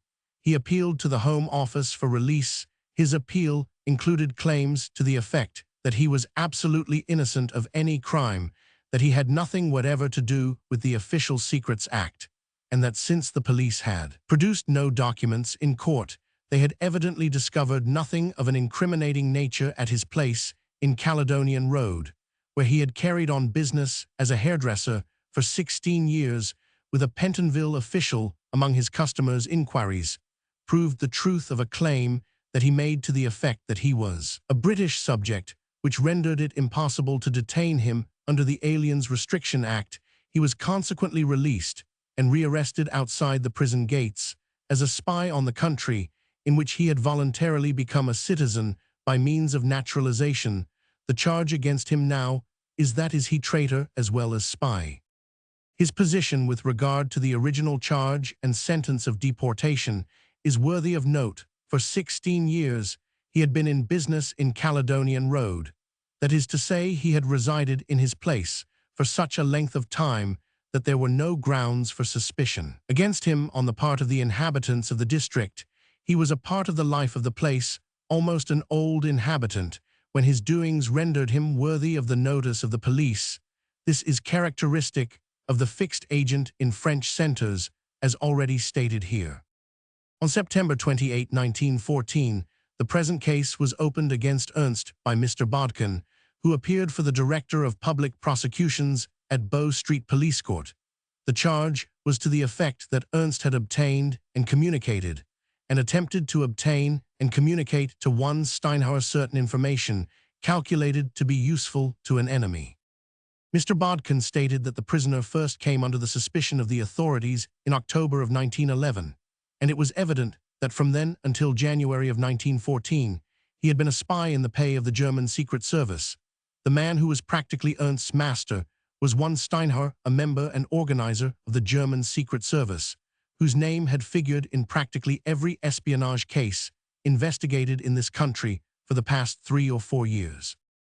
Acting under Steinhauer's orders, the prisoner was alleged to have been deputed to accomplish certain duties which fell under 2 heads. In the first place, it was alleged that he was to receive from Steinhauer, who was located in Germany, letters enclosed in envelopes, which gave them the appearance of ordinary business communications, and to post them in England to various members of the organization. In the second place, it was alleged that he was to make inquiries on his own account with regard to persons and places which, in the opinion of Steinhauer, would be useful to the German Secret Service. His salary consisted of out-of-pocket expenses and a retaining fee of £1 a month, which, when Ernst pointed out the risk attaching to what he was doing and the importance of his work, was increased to £1.10 a month. Mr. Bodkin stated that the system was perfectly well known from the commencement in 1911, and the hairdresser's shop in Caledonian Road was accordingly kept under observation. The observation included the opening of letters addressed to the accused which were traced, and the tracings filed before delivery of the originals to Ernst. There were included among these letters a large number of communications from Germany, chiefly from Potsdam, and Ernst himself sent many communications to Potsdam and Berlin. His letters were posted in different districts of London, while the letters coming from Germany to him were written on English notepaper and enclosed in English envelopes, which the prisoner had forwarded to Steinhauer for use in one instance. The paper and envelopes had been sent as samples, the package being so weighty that Steinhauer had to pay excess postage at the other end. By opening both outgoing and incoming correspondence, the authorities were placed in possession of a mass of valuable information, as regards not only Ernst, but also other members of the system in England. For the purpose of the correspondence with Ernst, Steinhauer was alleged to have adopted the alias of Mrs. Reimers, and Ernst himself, the prosecution stated, changed his name from time to time, having letters addressed to his shop as to J. Walters, care of K.G. Ernst, and sometimes to W. Weller. These 2 names were the prisoner's own suggestion to Steinhauer. The latter sent letters not only to Ernst himself, but also missives to be forwarded to various places, including Chatham, Sheerness, and Portland Harbor. These letters were opened by the authorities under powers which they possessed for dealing with such cases, and tracings were taken before the letters were delivered. Ernst was requested by Steinhauer to find out all that he could about certain persons named on the ground that they were connected or believed to be connected with the Intelligence Department of the War Office. One of the firms upon which he was called to make inquiries and report had an office in the city, opposite to the office occupied by the late Captain Stewart, who figured in the German courts in an espionage case, and subsequently was imprisoned in a German fortress. In one of the envelopes sent to Ernst by Steinhauer were two letters, one of which was addressed to a British sailor and the other to a German. Located at Portland Harbor. Further, the prosecution alleged Ernst was in constant communication with persons named Kruger and Krumer in connection with espionage work, while one of his letters referred to a magazine article which described the defenses of the East Coast. Another letter contained reference to the espionage case against Perrott, which took place in the autumn of 1912. After January of 1914, Steinhauer requested Ernst to make inquiries about a person living in Somerset, and to this Ernst replied that he could not spare the time to do so, though he had previously gone up to Sheffield on business of a similar nature. Here, with the taking of some formal evidence, the first hearing of the case closed, and at this point, Mr. S.Y. Tilley, who had been retained for the defense of the prisoner, said that if he had been in possession of the information outlined by Mr. Bodkin, it would have made a difference in his procedure in the case. He had been assured by the prisoner and the prisoner's friends that Ernst was a perfectly straightforward British subject, but in the circumstances revealed by Mr. Bodkin's statement, he felt compelled to withdraw from the case. The act was sufficiently unusual to excite comment on the part of the court authorities, but Mr. Tilley withdrew. The second hearing took place on October 5, 1914, when the first witness called a clerk in the secretary's office at the General Post Office, deposed to having opened and copied the letters which bore as postmark either Potsdam or Berlin. These letters were written in German, and many of the envelopes contained letters which were to be reposted by Ernst to other addresses. Some of the letters to Ernst were signed St., and one of them, bearing the postmark Berlin 6112, contained an envelope addressed to Mrs. Seymour 80, 7 Alexandra Road, Sheerness. Mr. Bodkin explained that this was the pseudonym and address of the man Perrott, who figured in an espionage case in the autumn of 1912. Another letter to Ernst, the witness further deposed, was dated Potsdam, January 25, 1912, and signed St. It contained a request that envelopes bearing the printed name of the makers should be sent to the writer. Then, on February 12, the same correspondent addressed Ernst, "Please post the enclosed letters at once, and send me, if you please, 50 envelopes as sample, which you sent. Then write me a letter, if you please, a letter in good English, in which a customer asks for letters to be forwarded to him on the continent addressed, to post restant, etc." There were enclosed with this missive 2 letters, addressed respectively to F. Ireland, Mess 2 H Roman 1000 S, Foxhound, care of GPO, and a Shut 5 Castletown, Portland Harbor. Another letter, produced bearing date of January 23, 1912, signed St. and dated from Potsdam, contained the following.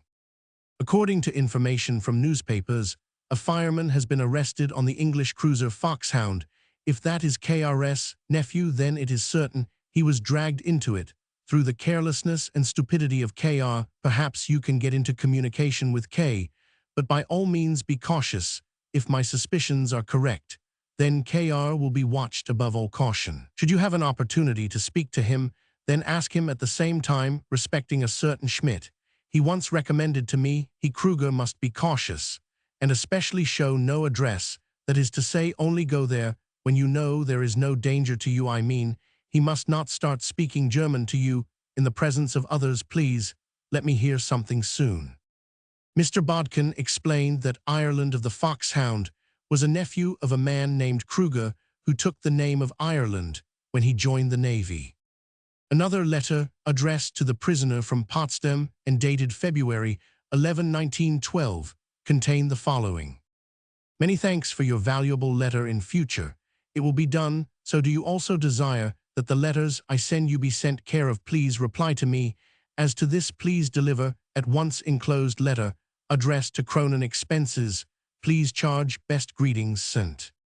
A letter sent to the prisoner for reposting was addressed to H. Graves, Esq. B. Roman 1000 BSc 23 Craiglia Drive, Morningside, Edinburgh, and in this were 3 £5 Bank of England notes. On March 7, 1912, Steinhauer signed his name in full and enclosed 100 marks, requesting Ernst to obtain for him a copy of a London daily paper which contained a detailed article on espionage, published a little time before the close of the Stuart espionage. Case copies of the letters sent through Ernst to Mrs. Parrott Alexandra Road, Sheerness, and to H. Graves at Edinburgh and later at Glasgow were put in as evidence, but these were not read in court.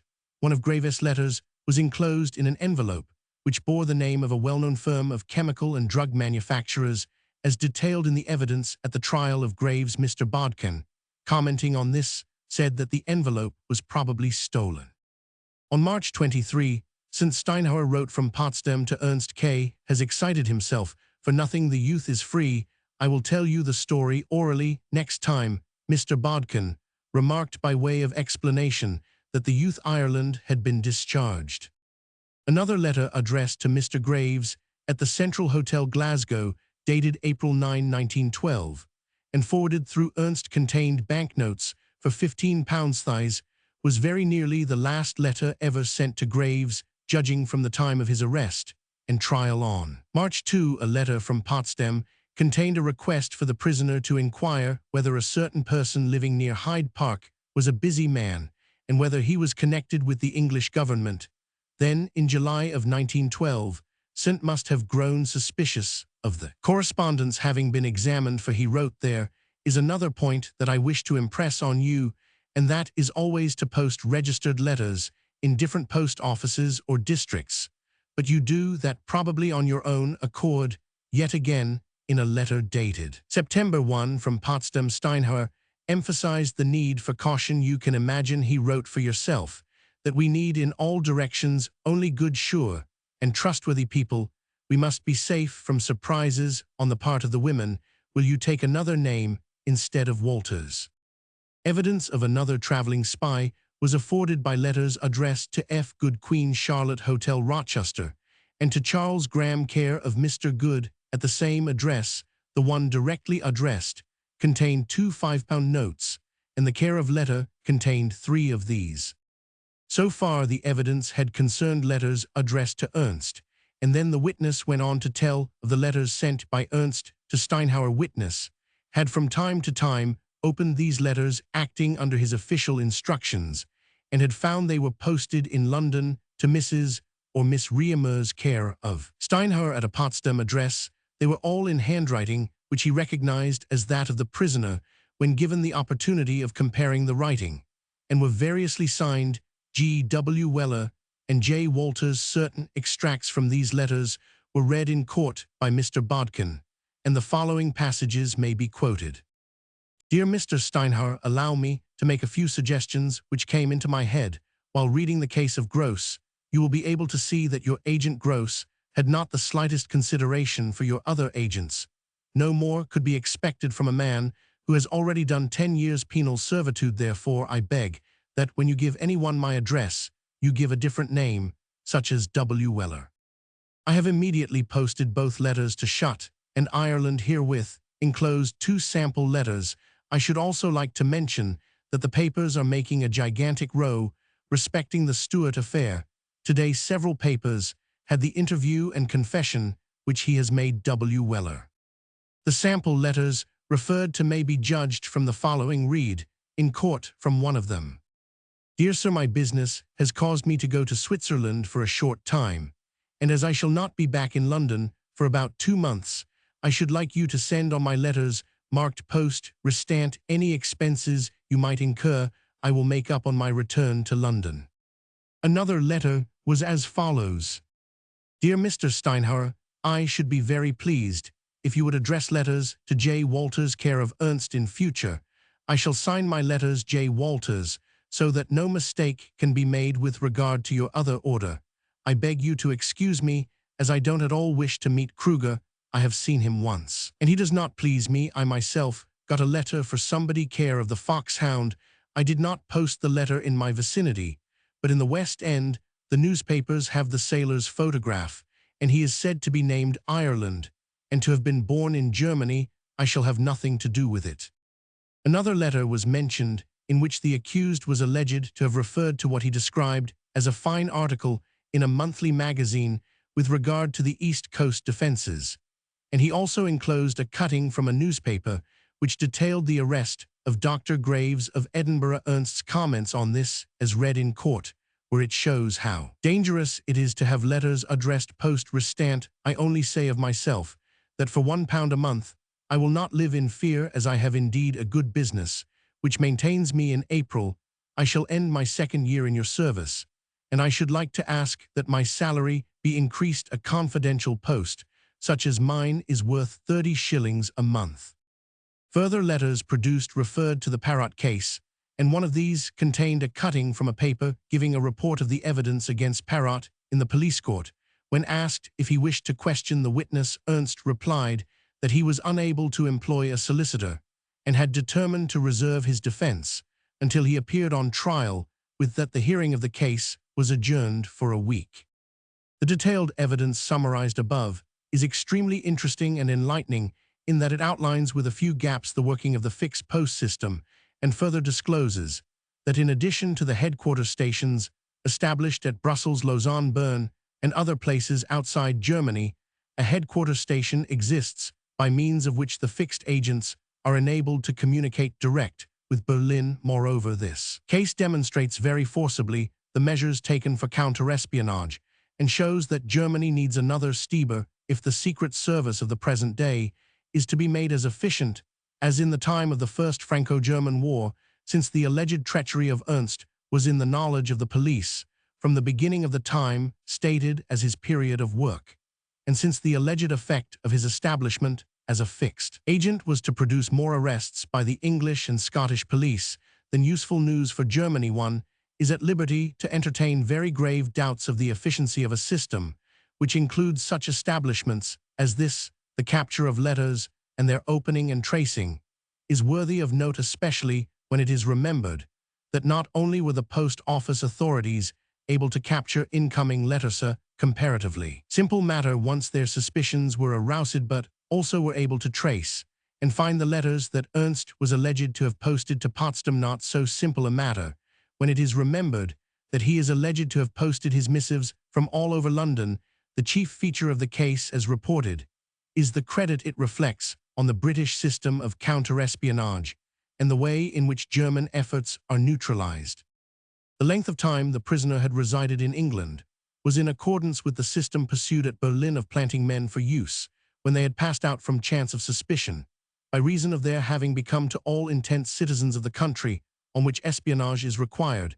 The fact of naturalization is proved to have no significance, since a German retains his nationality if he wishes it, in spite of having been naturalized in any other country, should naturalization be held as a bar to suspicion. The position held by the defendant, in which he was able to carry on an independent business of his own, is quite in accordance with Secret Service methods. These are the men Berlin wants for its fixed posts. The only discrepancy with known methods lies in the rate of pay known to be allowed to fixed agents in French centers, but this may be accounted for by the fact that Ernst is alleged to have completed only a short period, 2 years or so, in the employment of the Berlin Secret Service. Such evidence as the prosecution gave, as shown in the foregoing report, is worthy of very careful attention with regard to the working of the espionage system, for such a post as that which Ernst is alleged to have filled is but a link in a chain, and the chain is a long one. Chapter 12. Other recent cases. Bibliography. The work of the supply ship, captured recently in a port on the east coast of Scotland, hardly comes within the limits of this book, but it is significant as showing the daring of German methods, which apparently include the obtaining of supplies from an enemy's country by means which endanger neutral shipping so long as the neutral ships can be found to take the risks. It was noted by the naval authorities that German submarines had been displaying activity at such a distance from their legitimate ports of supply as to render probable and almost certain the existence of other sources of supply. A watch was consequently kept for suspicious neutral shipping, and in the end, a capture was made. A vessel came into port and proceeded to load for departure, and the customs officers could find nothing wrong with her. Her papers were in order, her cargo contained nothing in the nature of contraband of war, and there was no cause for detaining her as far as could be seen, but there were noted on the deck of the vessel neatly coiled cables, and cables enough to furnish a whaler on a 3-year sailing voyage and leave over sufficient to start a ropemaker in business all over the deck's bulky coils of hawser lay, and though at any other time the hawsers might have passed without notice, it was felt by the customs men that the superabundance of rope justified further investigation that had already been bestowed on the boat. So one of the coils was unfastened, its wrappings removed, and the cable itself was uncoiled. Then was it found that there was merely a shell of rope, which served as covering for a steel drum containing oil fuel, suited for the use of submarine engines, and there the story ends. The other case, which I propose to quote, shows equal audacity at the Guildhall Court. There appeared on October 5 George Newton Spencer, who described himself as a clerk, and gave his address as Lübecker Strasse 33, Hamburg, Germany. He was charged with unlawfully inciting Mr. Frank Henry Hutter Brothers, Limited, Leadenhall Street and Liverpool, to trade with the enemy. Mr. Humphreys stated in opening the case for the prosecution that the charges against the accused were based on the Trading with the Enemy Act of 1914. The accused was a British subject, as they all seemed to be, who had been long resident in Germany and had been clerk to a shipping company with a rather long name, but which might be translated as the Transport Shipping Company of Hamburg. The accused appeared to have been sent over to this country by his employers towards the end of September for the purpose of negotiating what from their point of view was a most important transaction. Although an Englishman and of the age of 32 years, no difficulty was made by the German military authorities over the accused obtaining a pass to travel in Germany and leave the country. There was little doubt that the object of his visit was known to the authorities who gave him that permission, although from the German emperor's point of view, he was an alien enemy. The prisoner arrived in London on September 22, and on the next day he called on Mr. Hutter. He introduced himself by producing a document in English signed by his employers, which contained the proposal, which had been made the subject of the charge. The proposal was as follows: there were 6 ships, owned by the company at Hamburg, on which Messrs. Hutter had mortgages amounting to about £30,000. These ships, on the outbreak of the war, and certainly in September, were either in neutral ports, and therefore temporarily lost to their owners, or were prizes of war, and as such temporarily and probably finally lost to their owners. The proposal to Messrs. Hutter, whom was payable £20,000 on November 11 and £13,000 on November 15, was to the effect that they should pay over £15,000 to the Hamburg firm and take over 3 of the steamers. The result would be that the mortgages on all 6 of the vessels would be wiped off, and Messrs. Hutter would become the owners of them, while the steamship company at Hamburg would have £15,000 in cash to enable them to carry on their business. The fact that one of the steamers was a prize of war in Gibraltar and would probably be sold as such made the proposal still more remarkable, since under these circumstances Messrs. Hutter could have no title. The Hamburg firm were virtually asking for cash for nothing. Mr. Hutter did not seriously consider the proposition, but having made up his mind what to do, told the defendant he would have to consult his solicitors, and mentioned the existence of the proclamation which he assumed would prevent them from carrying out the transaction. Defendant replied to the effect that his employers had communicated with the German foreign officers.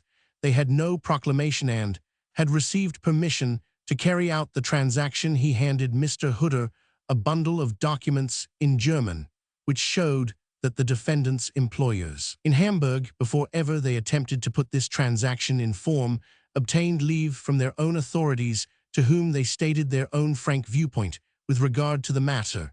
It was set out that monetary benefit to a certain amount would accrue to the Hamburg company as a result of the transaction, and that the vessels were all old freight steamers of no possible use to the German navy, neither were they fit for transport purposes. The Berlin Secretary of State for Home Affairs replied that no objection would be taken to the transaction. Mr. Hutter communicated with the Admiralty instead of with his solicitors, and in the meantime the defendant went to a firm of marine insurance agents and made a similar proposal, this time to the extent of about £13,400 cash benefit to the Hamburg firm. In neither case was any application made to the authorities in England for a license to break the law regarding trading with the enemy. The total effect of the proposals, had they been carried through, would have been to place the Hamburg company in possession of about £28,000, with no compensating advantage, whatever to the British firm's end. The defendant was committed for trial. He received sentence of imprisonment for his treachery on October 14, 1914, after due and proper trial. The only point worthy of comment in connection with this case is the doubtful morality in a business sense of German firms. We may set aside the fact that a contravention of an enemy's law was attempted, for no country would consider or regard the laws of a country with which it was at war unless they involved principles of definite conduct and were the laws of civilization. Rather than the laws framed for the protection of the said enemy in time of war, the point at issue is that a shipping company of Hamburg, by its offer of valueless titles in exchange for hard British cash, was attempting such a form of sharp practice as would land any British trader in the criminal courts for fraud. One is forced to the conclusion that among many Germans and even among German firms whose standing ought to guarantee the cleanliness of their hands in business, there is no such thing as honesty, at least where dealing with a foreign firm is concerned. These people asked two London firms to break British law and to be swindled by German ethics. Evidently, this is fair play, and just dealing it is an effect of the spy system on the moral fiber of the nation rather than an instance of the working of the spy system itself. Though the British subject who passed out from Germany at an acute point of the war between the two countries without being questioned by German authorities looks perilously like a spy at work, and the nature of his other missions in England, had he been left at liberty, calls for some speculation. Much may be learned with regard to the present working of German spies by intelligent perusal of the war reports, especially those coming from France, for the Russian theater of war is so tremendous and so far off that the small details seldom come through. Details small in themselves, but of far-reaching import. As an instance, may be again mentioned the way in which German troops occupying a town chalk on certain doors, "Spare this house." There is a world of enlightenment in the three words, "similarly in advance," and "retreat." The Germans have their agents with them or near them, and often the report makes tacit admission of the fact in such a way that it is clear to one who reads with the espionage system in mind. The work of these agents is as endless as it is dishonorable and deadly a poison that works just as efficiently as the legitimate weapons of war, and often more efficiently, since one can guard against an open weapon, but against the treachery that uses naturalization and all things to further the ends of the monster trampling across the earth. There is no guard that soldiers can use as they use their weapons against troops opposed to them. The bibliography of espionage. German espionage is a brief one so far as books of value are concerned. First and foremost stand Stieber's memoirs, which tell all that Stieber chose to tell, and that is a good deal. The work has been translated into French, but not into English.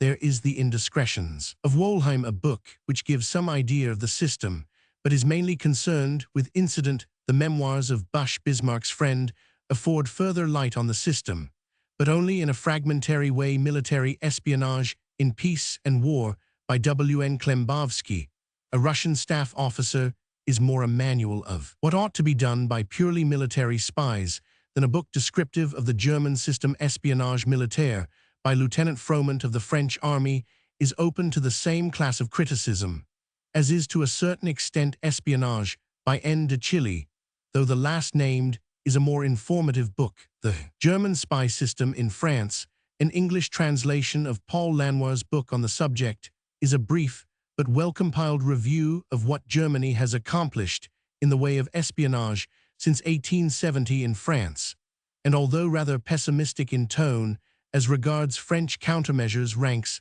as a work of value. As a rule, confessions of spies may be disregarded, though they make good melodramatic reading. The nature of the subject is such that those who would tell the whole cannot, and those who can will not. Bearing in mind the effect of thorough espionage on the German nation as a whole, it is to be hoped that in the near future the whole system will be swept away together with the form of government that gave it birth and room to grow. Chapter 13. Appendix. Since the preceding pages were written, and as proofs are being passed for press, the following statement has been issued for publication by the Home Office, with regard to British counter-espionage measures. In view of the anxiety naturally felt by the public with regard to the system of espionage on which Germany has placed so much reliance, and to which attention has been directed by recent reports from the seat of war, it may be well to state briefly the steps which the Home Office, acting on behalf of the Admiralty and War Office, has taken to deal with the matter in this country, the secrecy which it has hitherto been desirable in the public interest to observe on certain points cannot any longer be maintained owing to the evidence which it is necessary to produce in cases against spies that are now pending. It was clearly ascertained 5 or 6 years ago that the Germans were making great efforts to establish a system of espionage in this country, and in order to trace and thwart these efforts, a special intelligence department was established by the Admiralty and the War Office, which has ever since acted in the closest cooperation with the Home Office and Metropolitan Police and the principal provincial police forces in 1911. By the passing of the Official Secrets Act 1911, the law with regard to espionage, which had hitherto been confused and defective, was put on a clear basis and extended so as to embrace every possible mode of obtaining and conveying to the enemy information which might be useful in war. The Special Intelligence Department, supported by all the means which could be placed at its disposal by the Home Secretary, was able in 3 years, from 1911 to 1914, to discover the ramifications of the German Secret Service in England, in spite of enormous efforts and lavish expenditure of money. By the enemy, little valuable information passed into their hands, the agents of whose identity knowledge was obtained by the Special Intelligence Department were watched and shadowed without in general taking any hostile action or allowing them to know that their movements were watched. When, however, any actual step was taken to convey plans or documents of importance from this country to Germany, the spy was arrested, and in such case evidence sufficient to secure his conviction was usually found. In his possession, proceedings under the Official Secrets Acts were taken by the Director of Public Prosecutions, and in 6 cases sentences were passed varying from 18 months to 6 years penal servitude.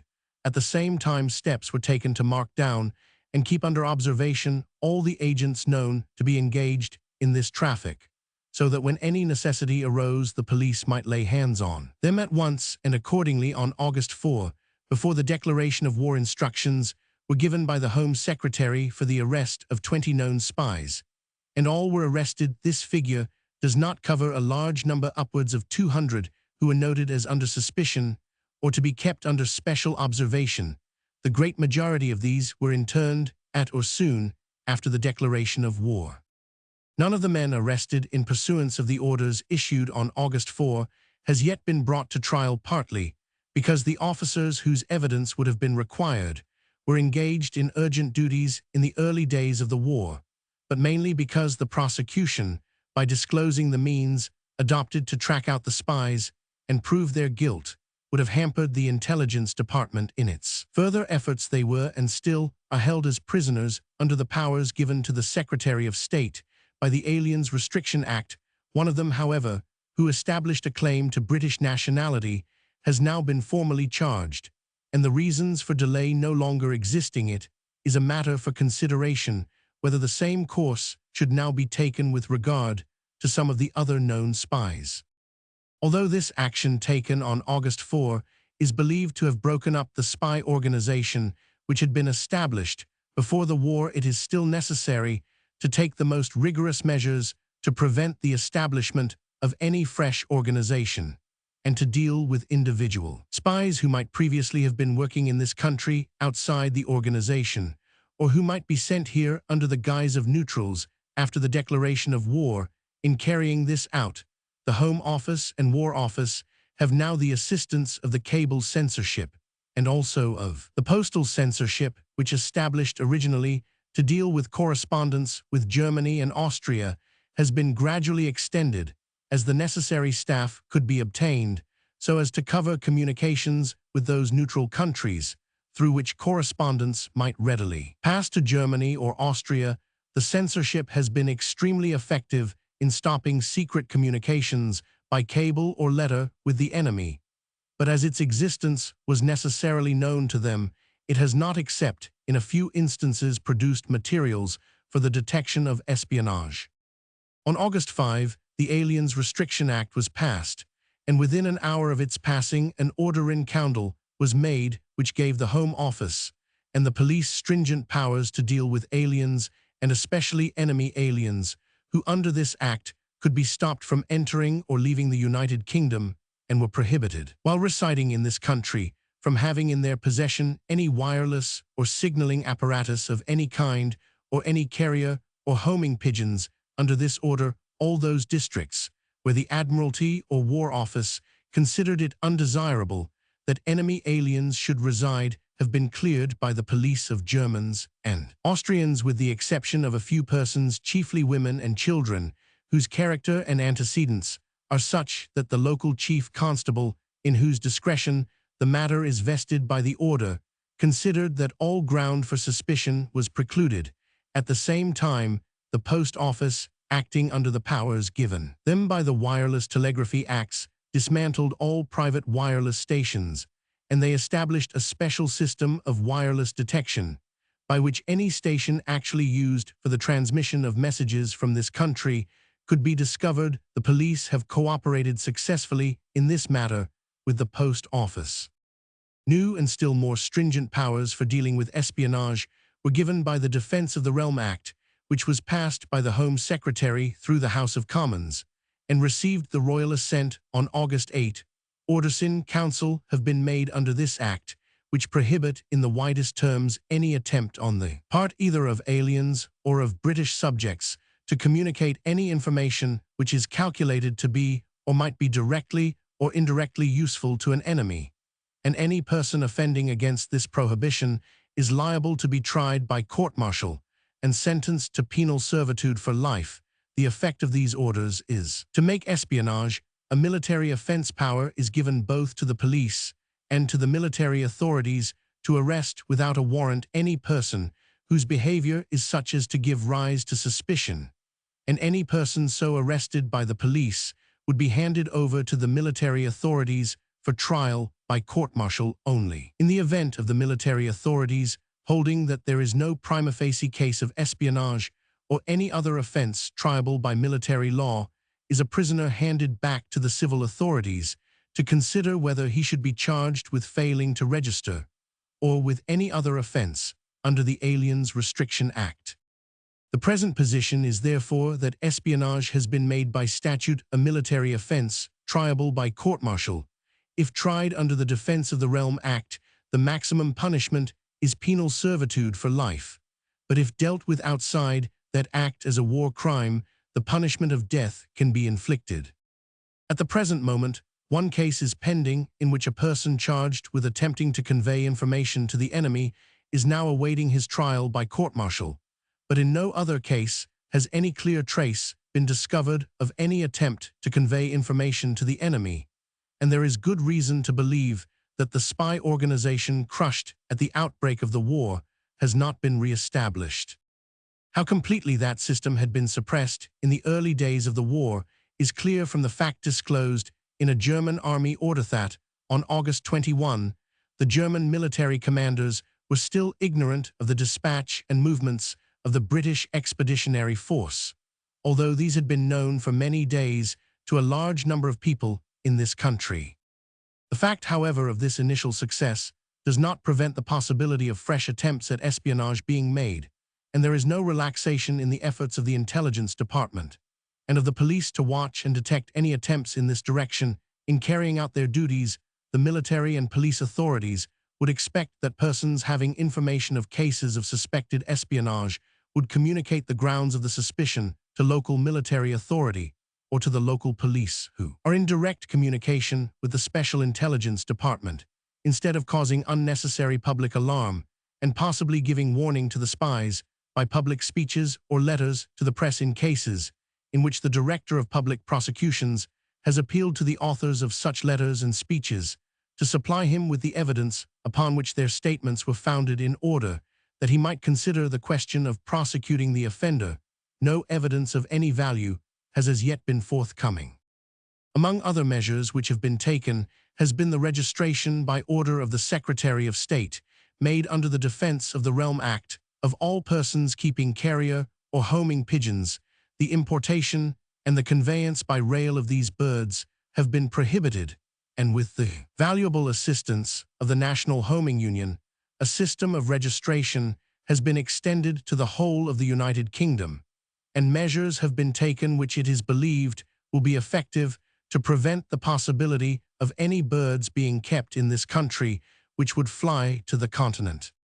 Another matter which has engaged the closest attention of the police has been the possibility of conspiracies to commit outrage. No trace whatever has been discovered of any such conspiracy, and no outrage of any sort has yet been committed by any alien, not even telegraph wires having been maliciously cut since the beginning of the war. Nevertheless, it has been necessary to bear in mind the possibility that such a secret conspiracy might exist or might be formed among alien enemies resident in this country. Accordingly, immediately after the commencement of hostilities, rigorous search was made by the police in the houses of Germans and Austrians, in their clubs, and in all places where they were likely to resort. In a few cases, individuals were found who were in possession of a gun or pistol which they had not declared, and in one or two cases there were small collections of ancient firearms, and in such cases the offenders have been prosecuted and punished, but no store of effective arms still, less any bombs or instruments of destruction have so far been discovered. From the beginning, any Germans or Austrians who were deemed by the police to be likely to be dangerous were apprehended, handed over to the military authorities, and detained as prisoners of war. And as soon as the military authorities desired it, general action was taken to arrest and hand over to military custody Germans of military age. Subject to exceptions which have properly been made on grounds of policy, about 9,000 Germans and Austrians of military age have been so arrested and are held as prisoners of war in detention camps, and among them are included those who are regarded by the police as likely in any possible event to take part in any outbreak of disorder or incendiarism.